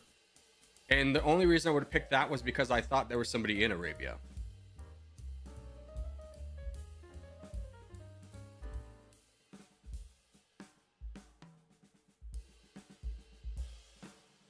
And I looked down and there's 2 giant players on the red team and we just got nuked.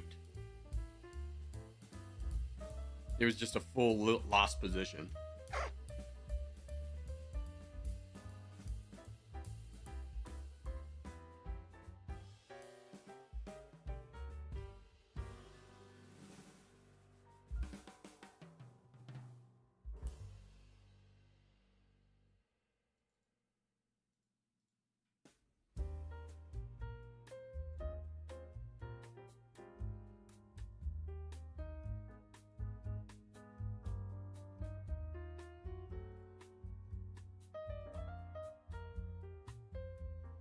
There was an extra white guy going there, but he moved last second, giving lots of land to red.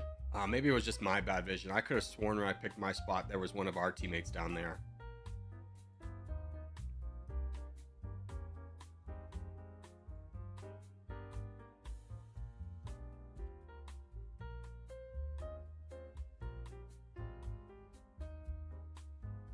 Maybe I just wasn't paying attention, which it could very much easily have been my fault. I probably could have picked a better spot, seeing that red was going to be powerful down there.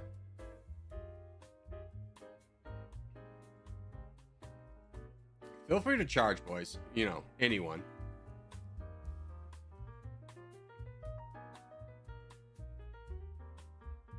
Tourist, you got to get involved.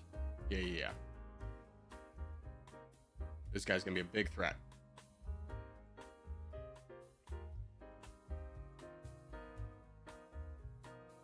Get involved. Get involved.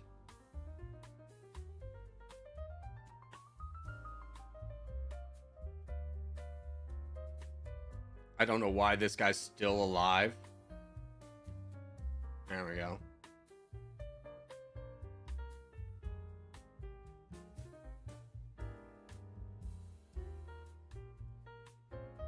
Don't worry so much, guys, about your individual numbers as much as like the collective numbers of your teammates versus the collective numbers of their teammates. Like, our entire strength is that we can dogpile on people, right? So the longer we wait, the worse off it is. Like, we should never wait if you're in a position where there's like 5 members of the black team and like 1 blue guy, because this game's all about timing. Yeah, we're guaranteed to win that fight no matter when it happens. But we have to carry the momentum of winning that fight quickly and then turn it into winning the next fight earlier, so we don't allow like a blue team to grab a lot of land and start building up a champion, which they are. So we should all donate to No Name right now. Let's all donate to Aziz. He's going to have to be our guy. We really need to build up a champion to counter this blue champion that's coming.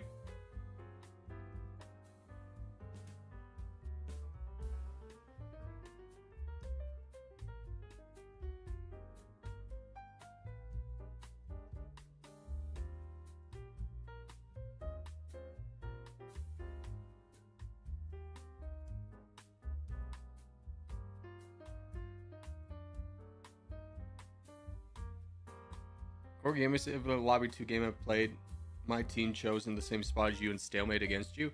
Yeah, it's typically why I just kind of forgotten that one.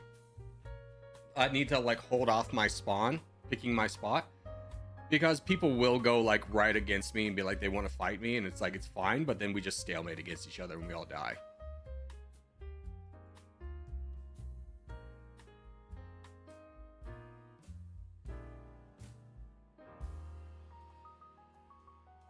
All right, all hands on deck. Everyone donate to No Name in the middle of Europe. Everyone has to do it. Everyone has to do it.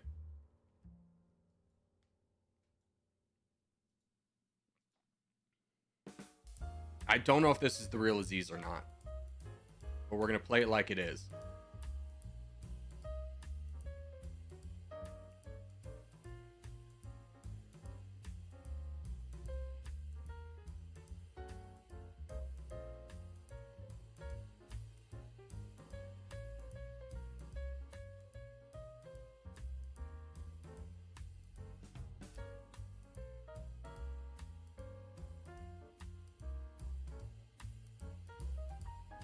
Good block there, DJ.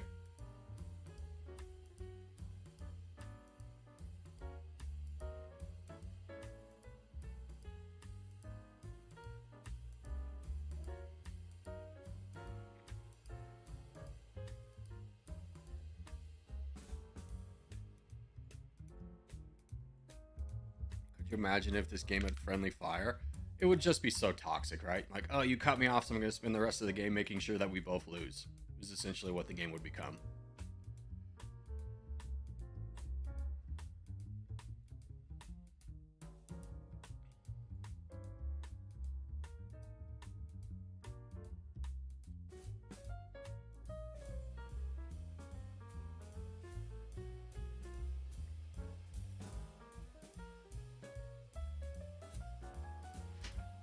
How was the last blue guy surrounded by black? How did we lose Central Europe that bad? I mean, we got donations out.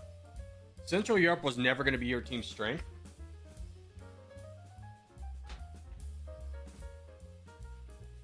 Like, from Blue's perspective, your strength came from Africa. So the players who were big over here on the blue team were honestly more in the way than anything else.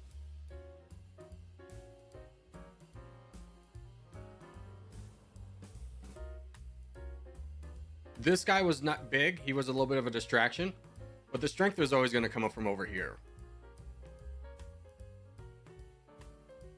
And when we talk about timing, that's kind of the difference of when we take these fights against, like, let's say red was right here and we all fight him early. It's so that we can get to this point of being, like, if we had delayed that by, let's say, like 2 minutes or a minute even, blue would have been big enough to be a problem and maybe would have won. We weren't that much powerful than they were. Our power comes from winning these backline fights early and donating early.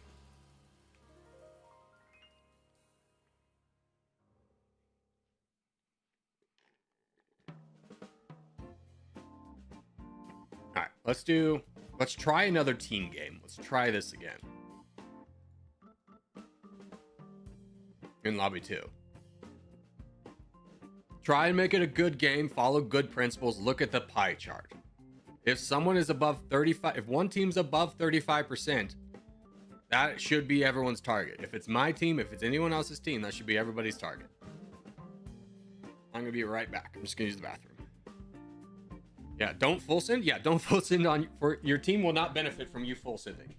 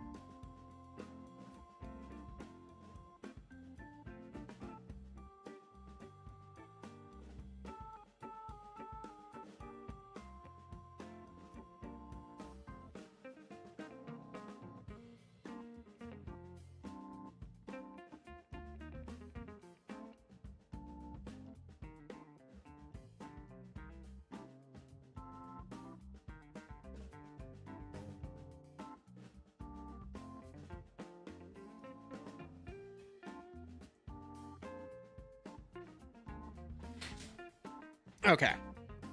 Are we ready?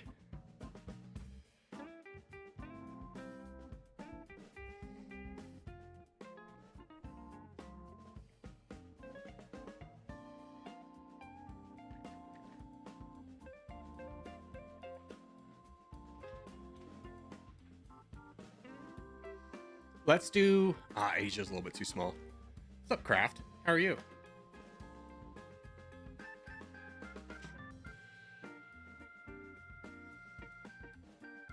We'll wait for a good one.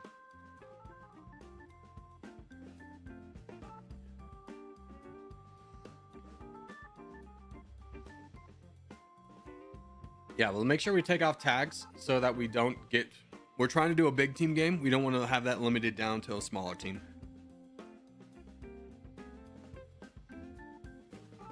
Africa, we just did Africa.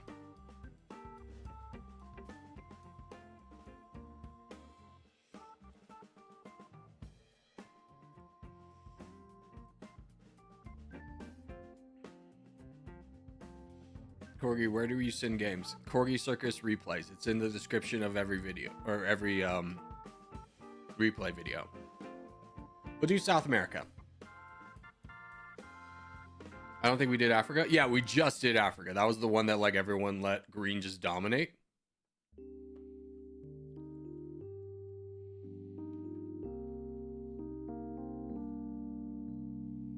All right, load up.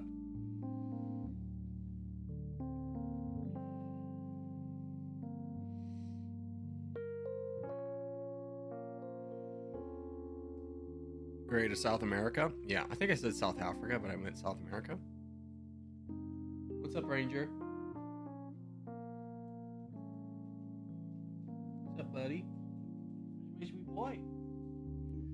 Good luck.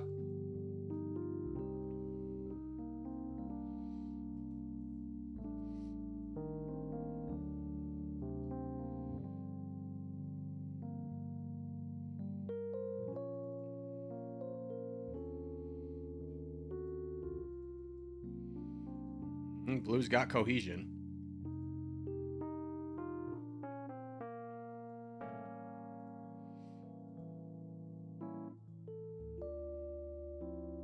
Oh man, I'm not on the black team? I think that means I'm going against Luhansk.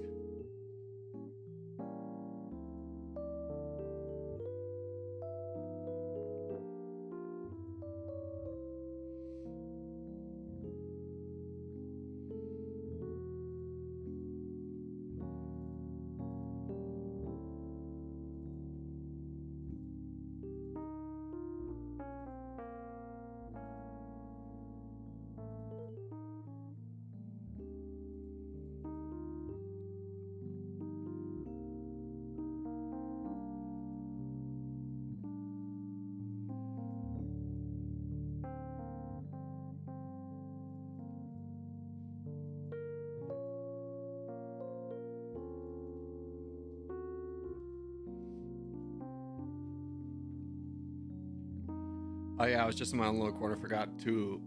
I was attached to the rest of the map.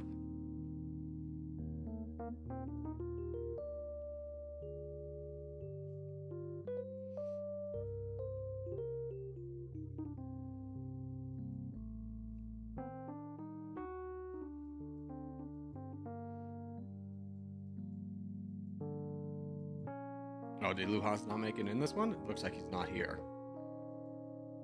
Don't tell me you died again, Louis. Hopefully you just didn't make the game.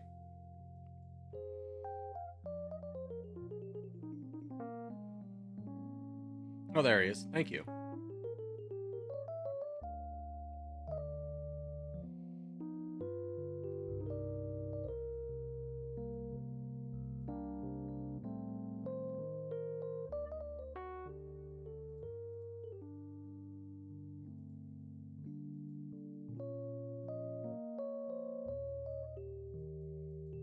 Oh, that's devastating.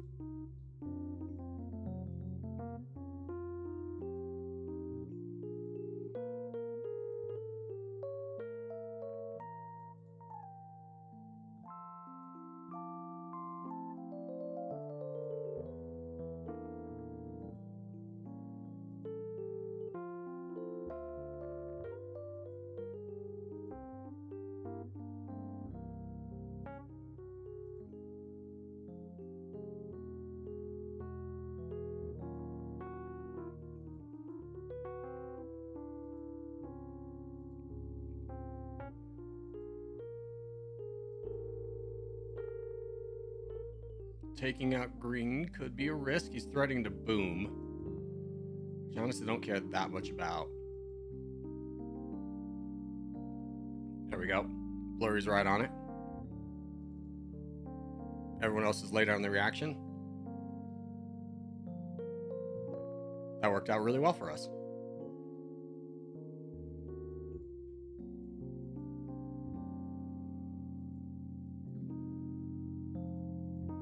See if I can bait out another boom from you.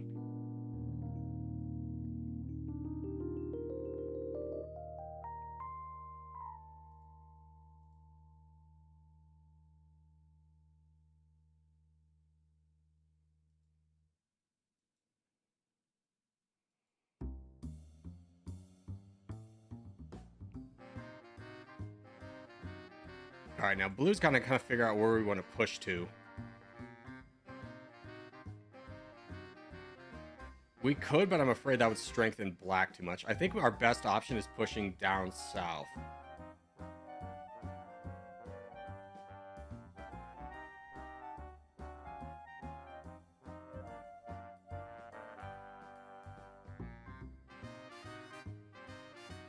Don't boat around. No. No, no, no, no, no, no, no, no, no, no, no, no, no, no, no. Don't do that. Boat, no. Boat, no. Pull it back. Pull it back. Yeah, don't open up another front. Because you're just going to inspire the entire of the black team to fight us.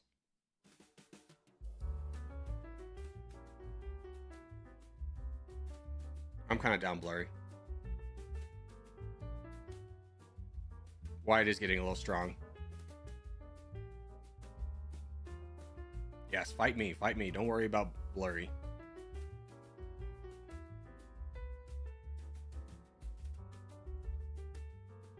We gotta be careful not to get borders on Luna. That worked out great.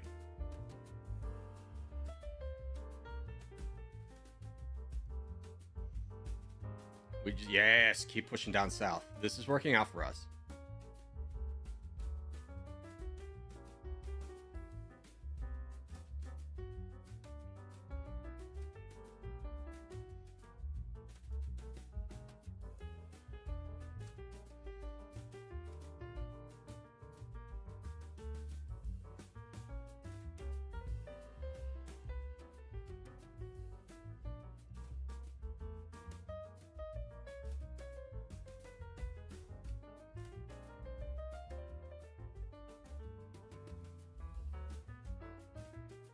All right, now we just got to fight white. A little bit early. You kind of hope soft would be over there. Don't panic, bud. Don't panic. 10% attacks once a cycle. 10% attacks once a cycle. Wait. You just give it time. Soft will be over there in an attack or two. Soft, bud, you have got it. What are we doing? What are we doing? Stop going after free land. You got to get borders.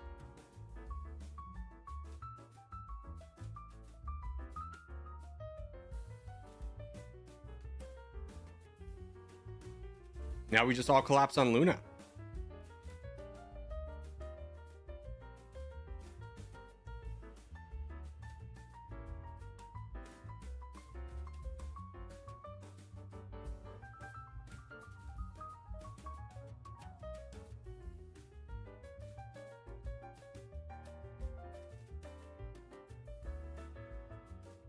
Yes. Yes. Luna throw. I mean, he did put himself in a position where the entirety of the blue team could attack him, but none of his teammates could help out. While the white team still had this corner to deal with, so that he wasn't getting really much donations. Hey, don't forget how I helped you the entire time. I'm getting attacked.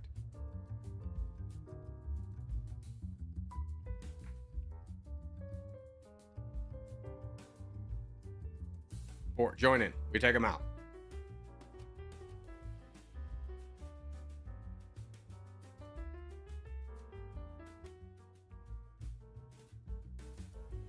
Can we do another one? That was quick. It was a quick 7-minute game.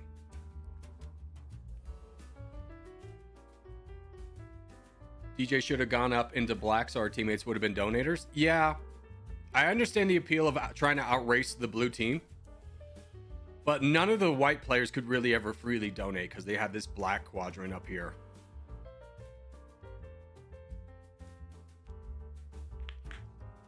Contest first? Yeah, let's pop out and do the contest. Here, just vote for peace. It doesn't really matter. It's lobby 2. Get back to contest.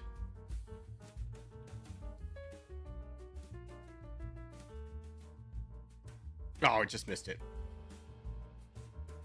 Dang it, I was trying to go fast.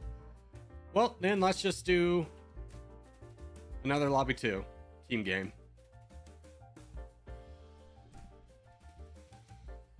White went for red for no reason, giving blue the win. No, there wasn't no reason. It was because red was incredibly weak and had a ton of land.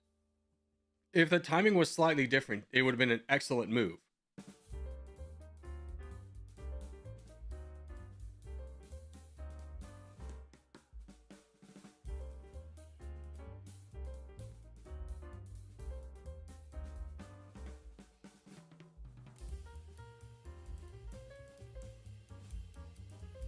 Why did Zion have so much fewer players than everybody else? I think they just died off very quickly. I mean, the game's equal. The game literally equalizes teams, so there's never like one team that doesn't have players. Whoever the yellow player was in the south, they really held up a lot of the red team, so we weren't strong enough when white came down.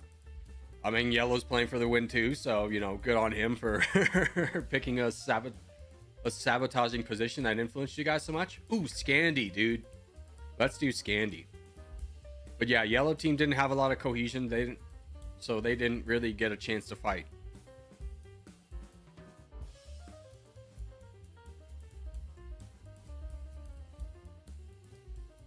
No, I checked the replay. There were 5 in the beginning, 8 or 9 for everyone else. Then probably like 3 to 4 players quit the Scion team.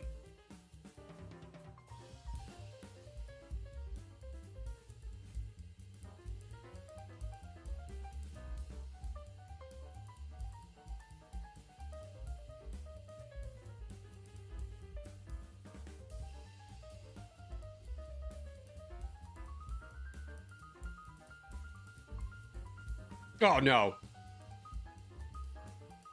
Oh, frick.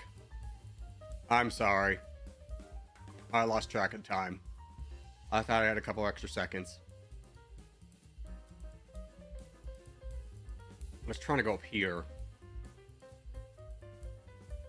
but also not give away that I was going there.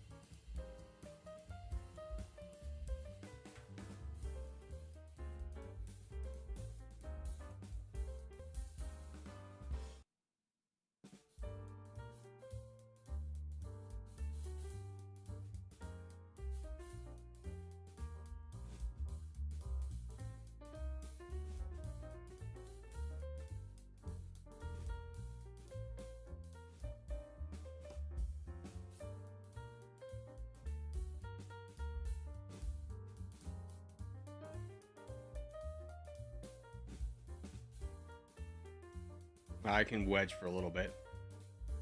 It's really dumb for this guy to be fighting me. Because, yeah, what do you think was going to happen next there, big guy? Just poor play. It's just the guy who's trying to target me because he's like, oh, Corgis Orcus is evil. It's like, it's just like, you sabotage, like, do that in lobby 1 where it doesn't matter. Don't sabotage your team by making poor choices. Hi, Zero, how are you?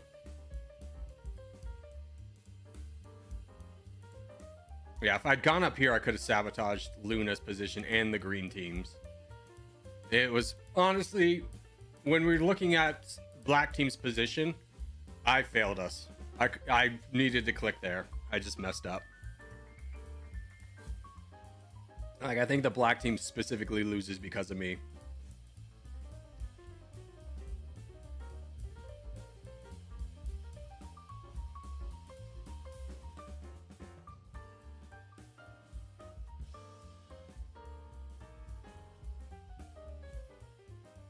I don't know why everyone's so desperate to help the red team right now, though. It's just like, we're attacking this guy. Zero Winter, if you land, I'm with you.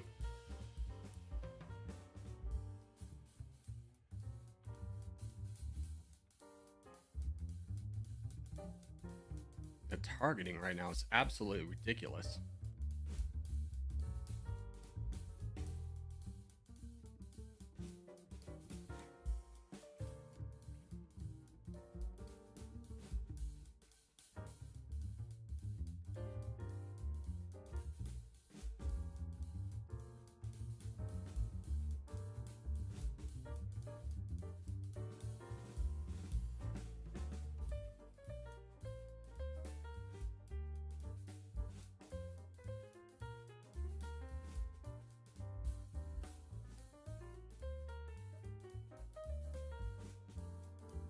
Surely blue will want to fight red. Like, I'm gonna be honest with blue, your best move is not fighting black. I mean, kind of, I guess. You have a big champion up here. I thought DJ was bigger. It's actually a pretty good move to fight black. I was thinking red because you're gonna want to consolidate your borders and they're gonna be a real pain in the butt over here. But actually, this is pretty good because I thought this was a lot more solidified. So yeah, attacking black is probably the best call.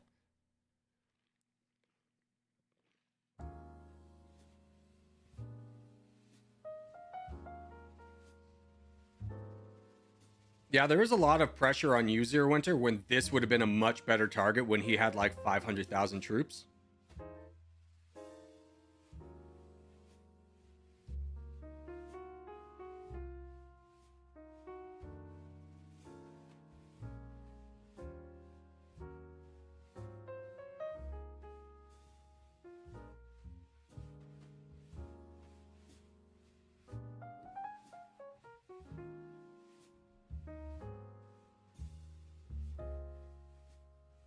All right, I'm gonna put you in timeout. Please have better language.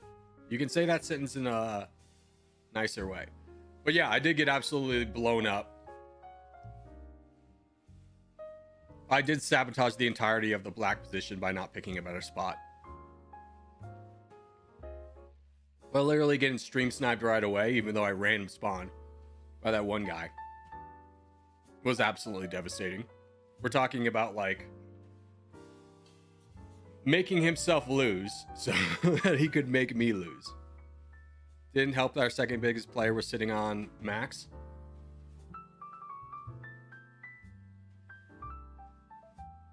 Yeah, we were in a tough position either way.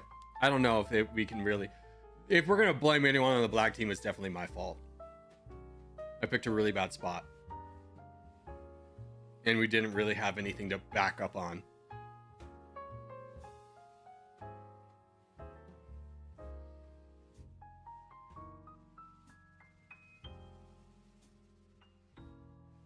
Where's this guy? Oh, that's him. Okay.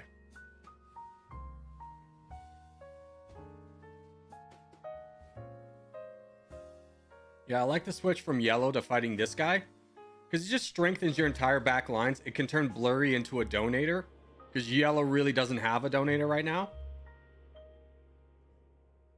And could also potentially turn emissary into a donator.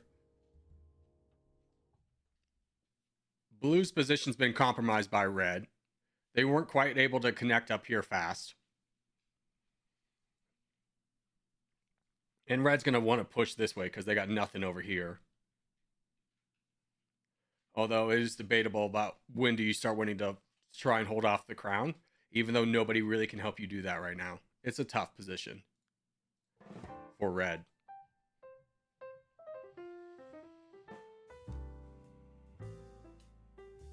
Not really stream snipe.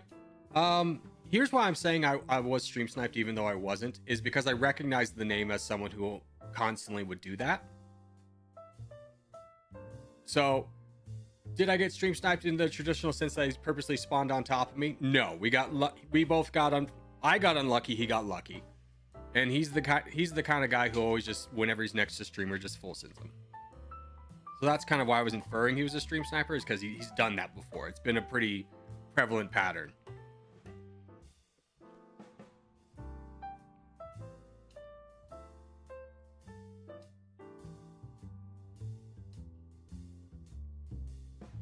I can understand from an outsider perspective who doesn't have that context being like, Corey, you can't blame everyone who fights you as a stream sniper.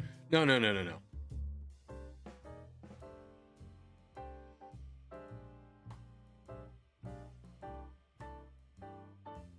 He didn't have to throw his game full sitting you though. Yeah.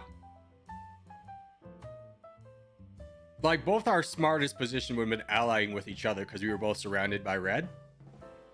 But he's just the type of guy who plays and like, I gotta take out the streamer.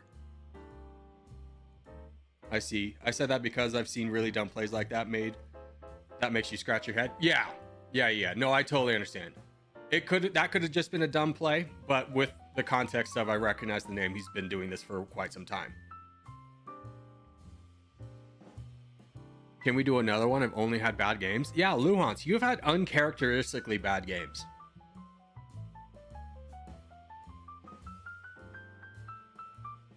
The luck is not with you today. If this was a casino, I'd say let's go home, bud. Because me and you, we ain't getting it today. Any guesses on who has this wrapped? I mean, it's anyone's game. I don't know why Scion is fighting blue, though. Oh, because blue does have the majority. Never mind. That makes sense. That makes sense.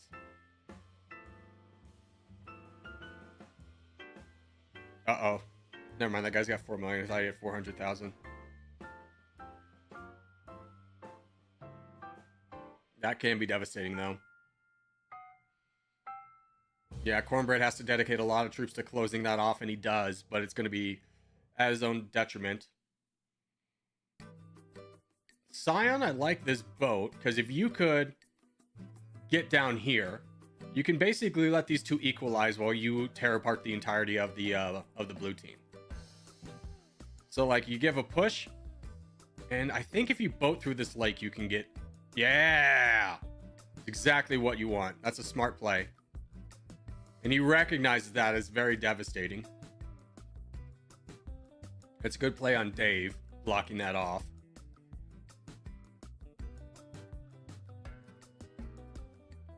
Now becomes the point of, unfortunately though, because Dave put so many troops into blocking you, that now yellow's starting to become the threat.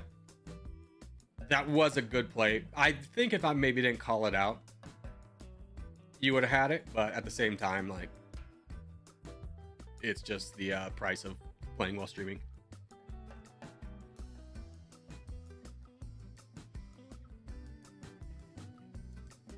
How much of this game do you think is luck or skill? I mean, here's the thing, is if you look at it from a pure luck-based perspective, a lot of things can look lucky, but it takes a lot of experience to be able to get in positions that make you lucky. So I would say it's probably like 70-30 skill luck. Because ultimately in some games you can do everything right and then some guy just got incredibly lucky and then you just lose.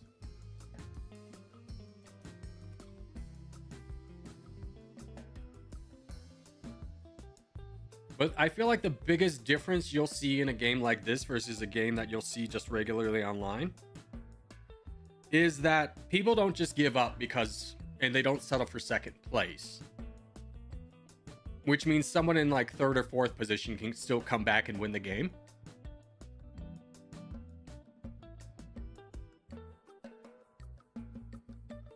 This is a very intense battle. Blue got kicked off over here, so he has to touch down. So Dave's got to send out a bunch of little small boats being as annoying as possible until he touches down, because if he gives too much time to yellow right here, they're screwed, right?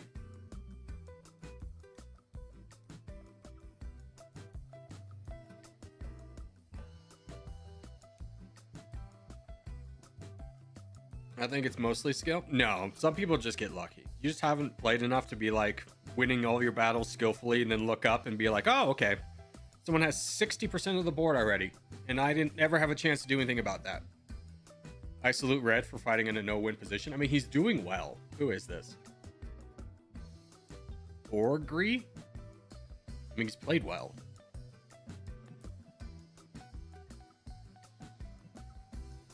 Ooh, I kind of like taking out yellow And then switching.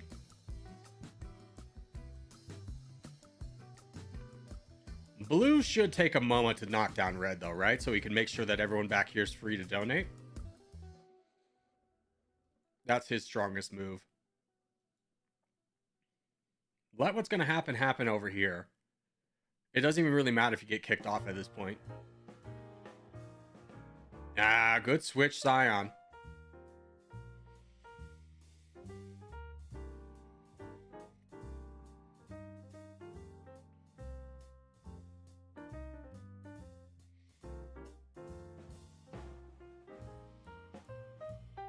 Scion still has a chance of winning this.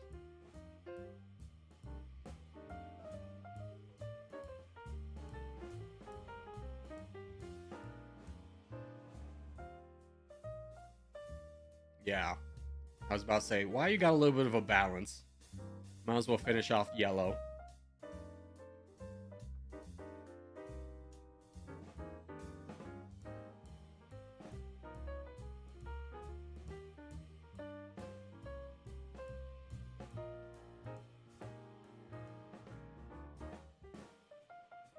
Let's see if he continues trying to boat towards Vio. Yeah, there's nothing this guy can do about it now either. Yellow's probably gonna turn on Scion here. I don't know. It's a tough judgment call to make in the moment. This is real devastating for blue.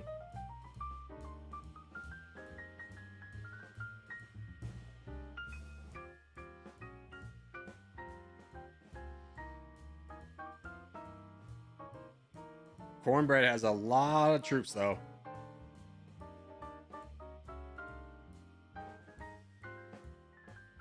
I mean, balance of power is very much in yellow's favor. They have almost 40%. This is kind of the do or die. You got to fight yellow or you lose.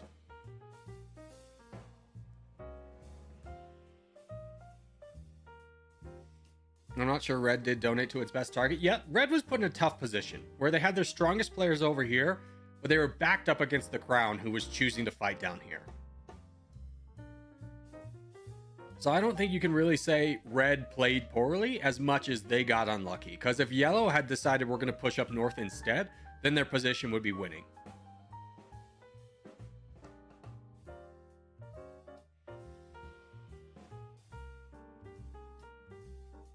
As Emissary? I don't remember who Emissary was. What team were you on?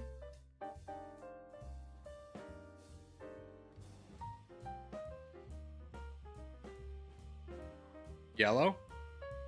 Yeah, donating to your champion was better than voting for sure.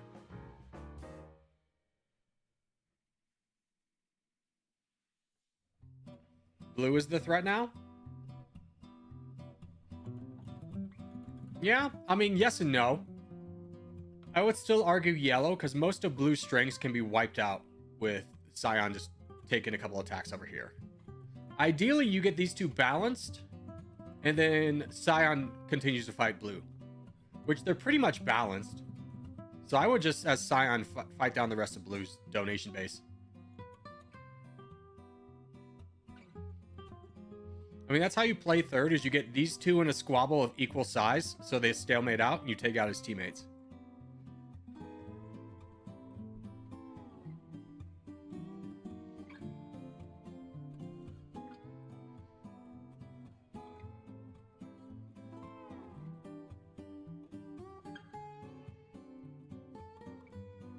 Another three-way. Yes, get hyped.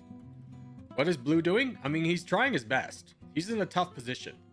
Because when Scion got down here, it's not like Scion got down here because blue was not paying attention. He was, but he was just in a spot where he couldn't do anything about it.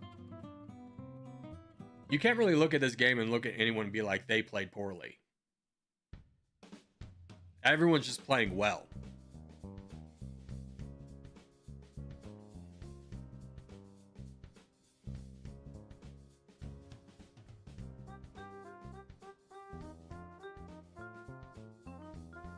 Cornbread should vote to get Scion's player. Yeah, it was a good move he did over there. And now it's full even. We got a game on our hands, ladies and gentlemen.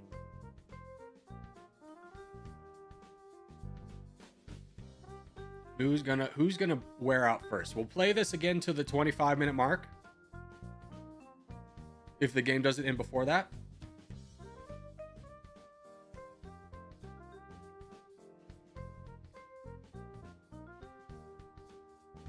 So at this point, you want to start positioning yourself well for the full send, and Scandinavia is a great map for that because it has a lot of boats, right? So if you want to fight yellow, you try and boat as much as you can. Just claim territory. If you want to fight blue, it's the same over there.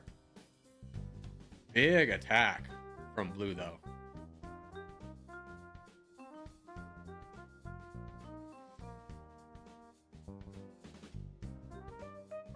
I like this move from Scion continuing to attack yellow, though.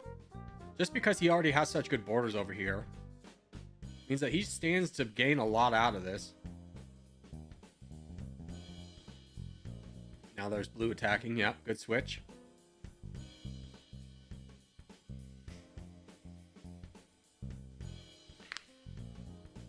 I don't understand how yellow's the threat. Yellow is no longer the biggest threat on the board because he doesn't have a lot of access to land over here, which is why he's trying to boat. But you have to understand Cornbread's a very good player. So just kind of imagine like DJ. It's like if this was DJ right here or Aziz, would you count him out? There's a pathway to victory for yellow. I mean, he's not the threat right now, but that doesn't mean he won't become the threat.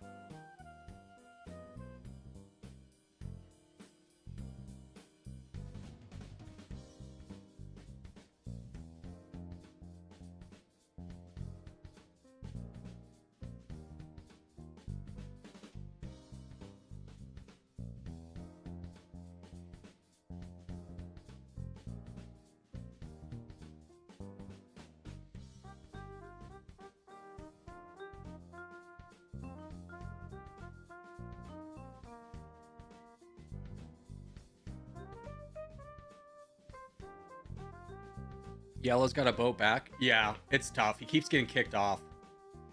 And Scion's such the threat right now.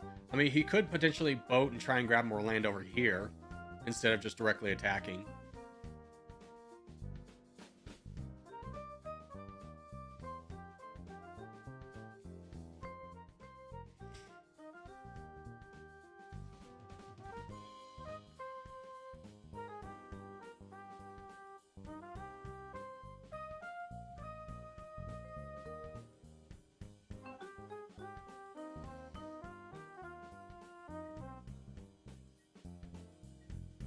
Now blue's a big threat. And he's turning on yellow. That's an interesting move. I thought yellow was going to get some free attacks. But I guess Scion gets the free attacks. Cornbread's just getting unlucky right now.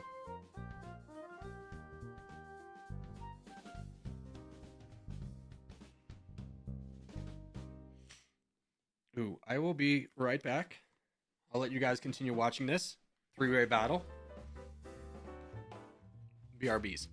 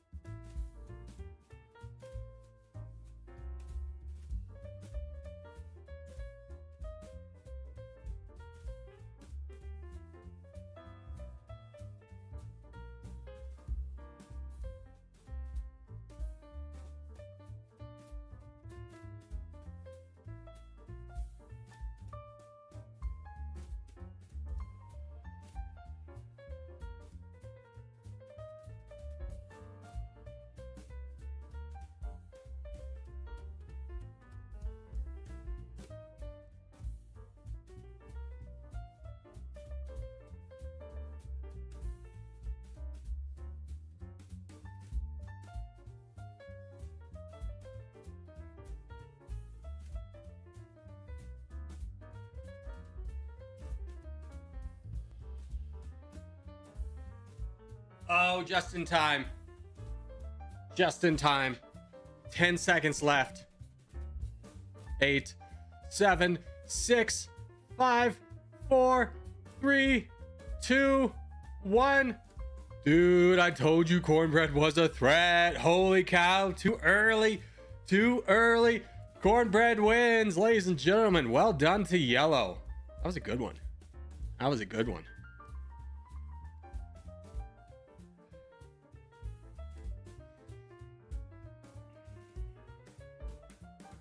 Wonderful game. Absolutely. Alrighty, let's stick in lobby 1 from now on.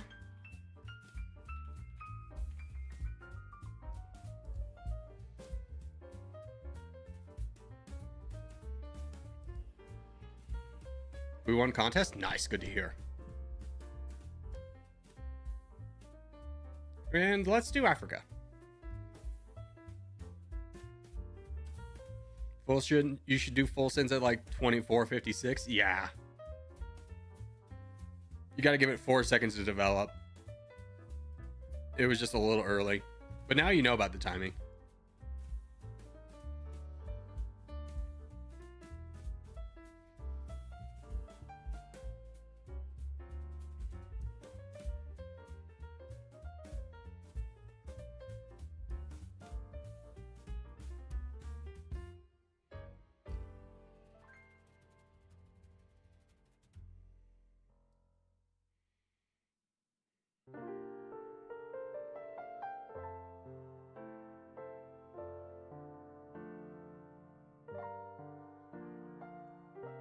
Good luck.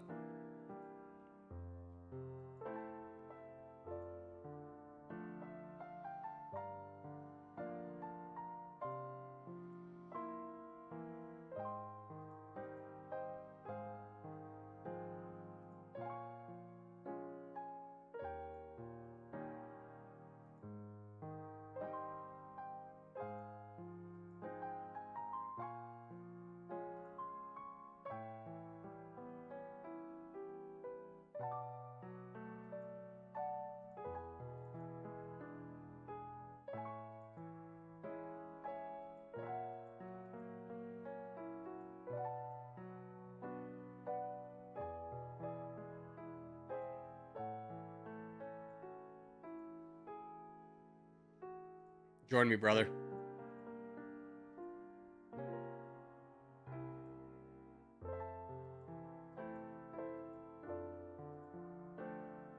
Good job, Stan. Way to jump on that one right away.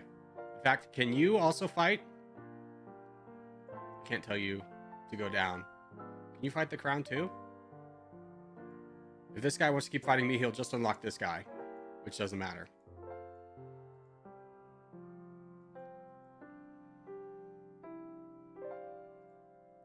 Please fight somebody. Buddy, charge. Come on. Come on. Don't leave me out to dry.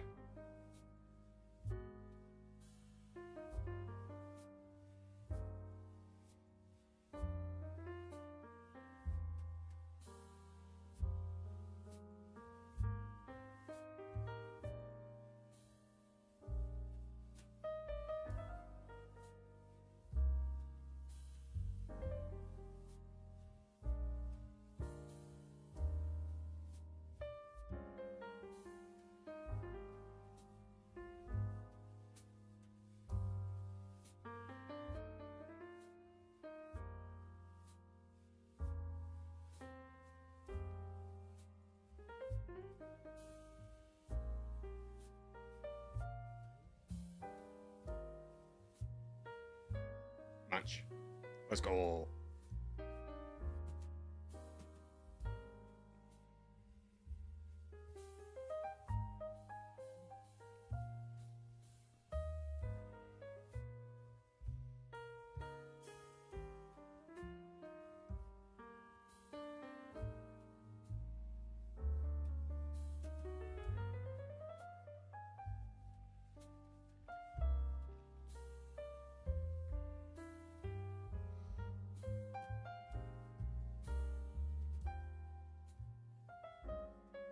LOL, you're 5 million above your red interest. Start attacking more often. or bigger amounts. You have someone with 0 troops down here, by the way. I'm not sure if you see that directly on your border. It might be good just to let you can do 2 things at once.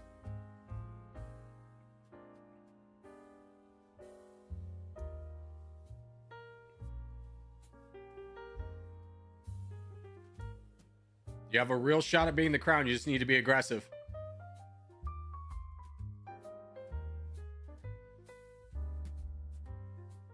There you go. GG.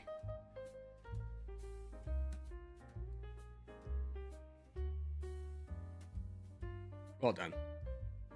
And then we got 7 minutes for contest. Let's do Europe. Let's just load in right away.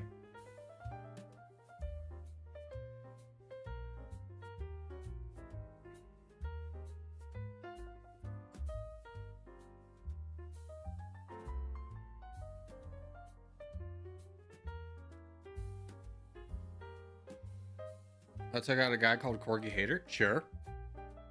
There are a few of those.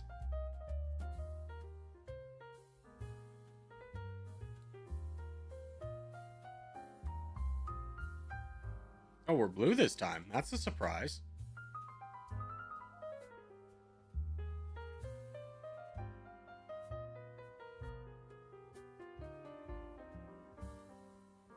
Oh, I didn't get my thing off. Didn't count it. Well, it's gonna be ugly.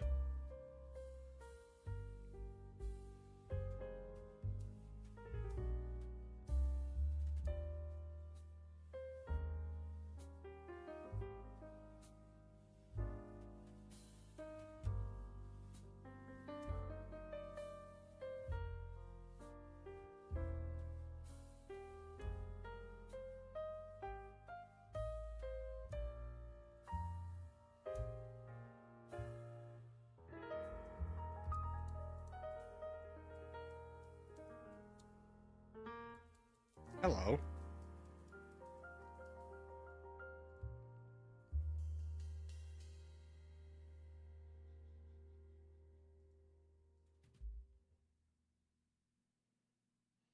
I don't think I should push this guy all the way down. Actually, I can. I was thinking I gotta worry about this guy, but I didn't see Luna down there. It'd be a nice counterbalance.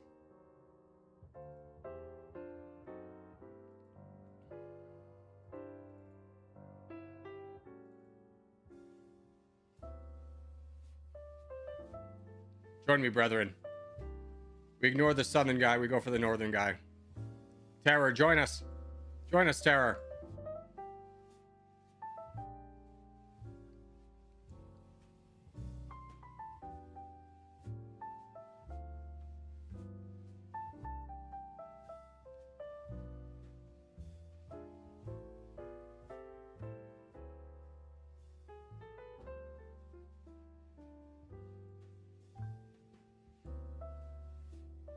My name is just Luna now, okay? No, your name is DJ. I'm gonna be straightforward with you. It's basically, you can't do that to me. I've known you too long as DJ. I refuse to change your name in my head. I acknowledge your ask and I deny it.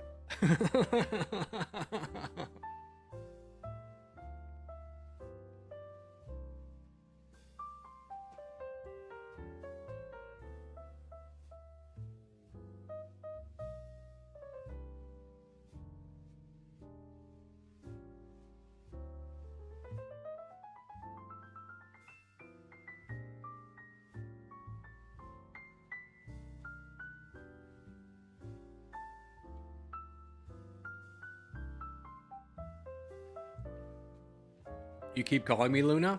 Oh, well, whatever. Fair enough, fair enough.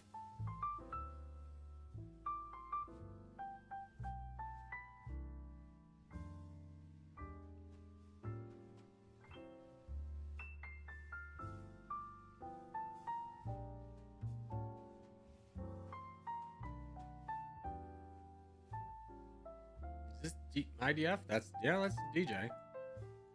DJ refused to ever play a supporting role. How'd you even get over here? How'd you get to the bottom before that you had secured the top?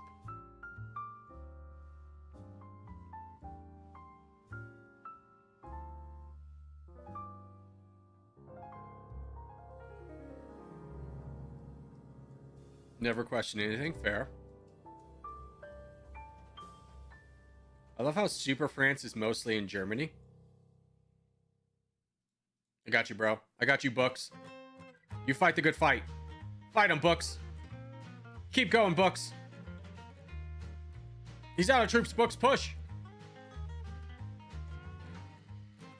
Books won't fall on my watch. Oh, no, but Peace Dude will.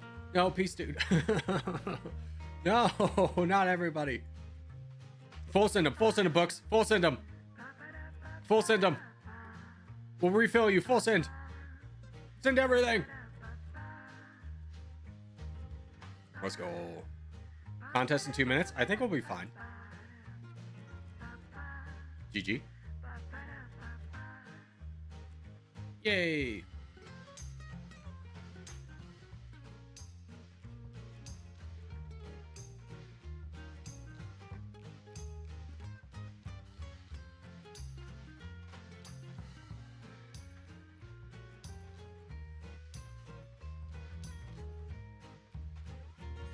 Team Luhansk can't find off Team Corgi. Was Luhansk on the other team? I mean, that's a good level of challenge for us, for sure. Yeah, I finally got top 3. Yeah, I see. You were precariously alone there for a little bit. I was not in that game? Ah, I see. Luhansk. Where did the name Luhansk come from? I mean, obviously, I think it's a little bit more well-known because of the war in Ukraine. There's a region they're fighting over called Luhansk. Was that your inspiration, or where did the name Luhansk come from?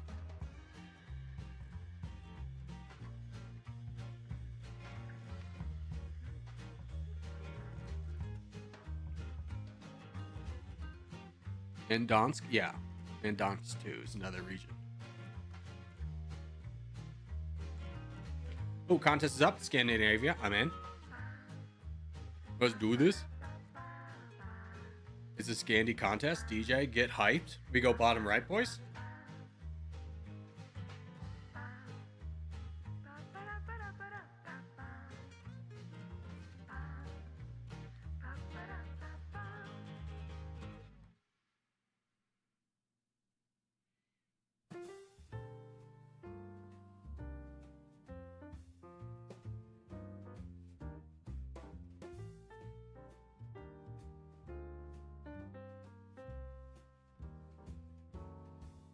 Luhansk and Donsk are eastern sections of Ukraine that are controlled by militia, I think. No, they're actually controlled by the Russia army.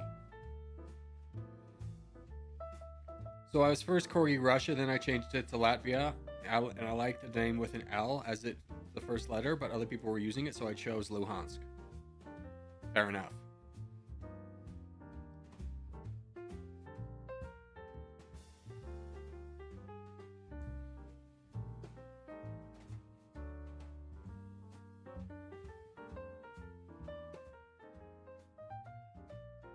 Let's get these back lines.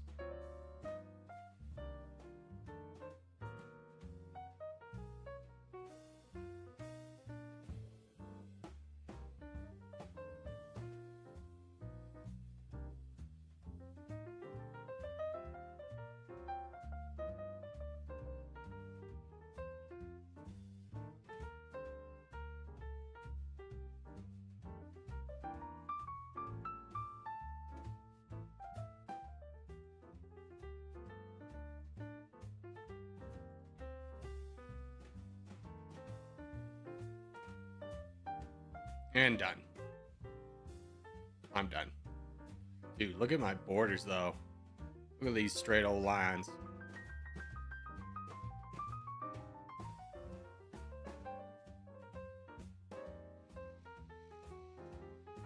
I was playing as Russia in earlier Corgi streams.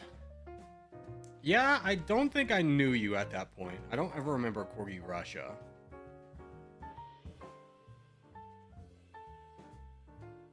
But then again, that was like 2 years ago. Which, by the way, I just celebrated my 3rd anniversary, I think, on YouTube.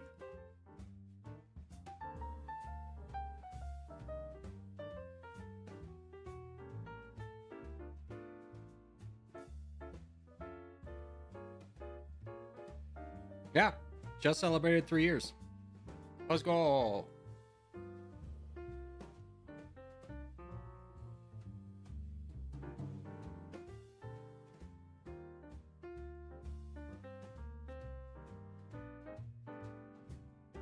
Yeah, he's on our team. Someone was saying Corgi LOL wasn't on our team. It's like, I'm pretty sure I saw the clan tag.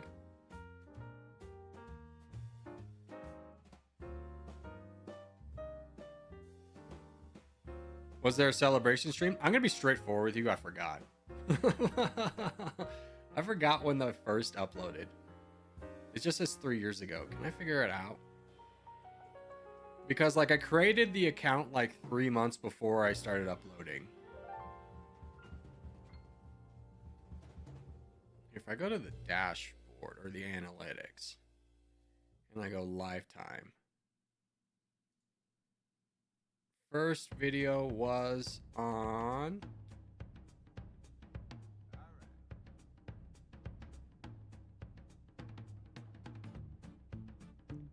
want to say April 9th. What year was that? 2022?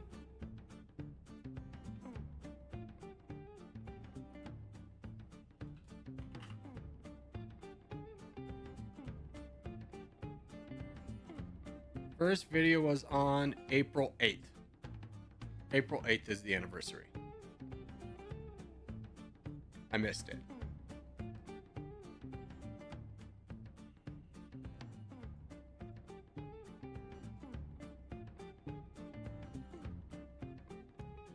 Oh wait, happy anniversary to me.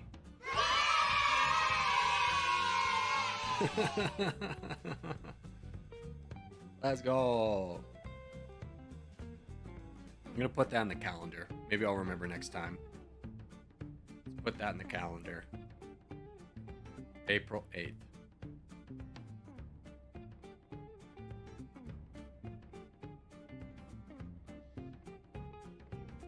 YouTube anniversary. Let's have that start at like 9 a.m. And that's gonna repeat yearly. Huge.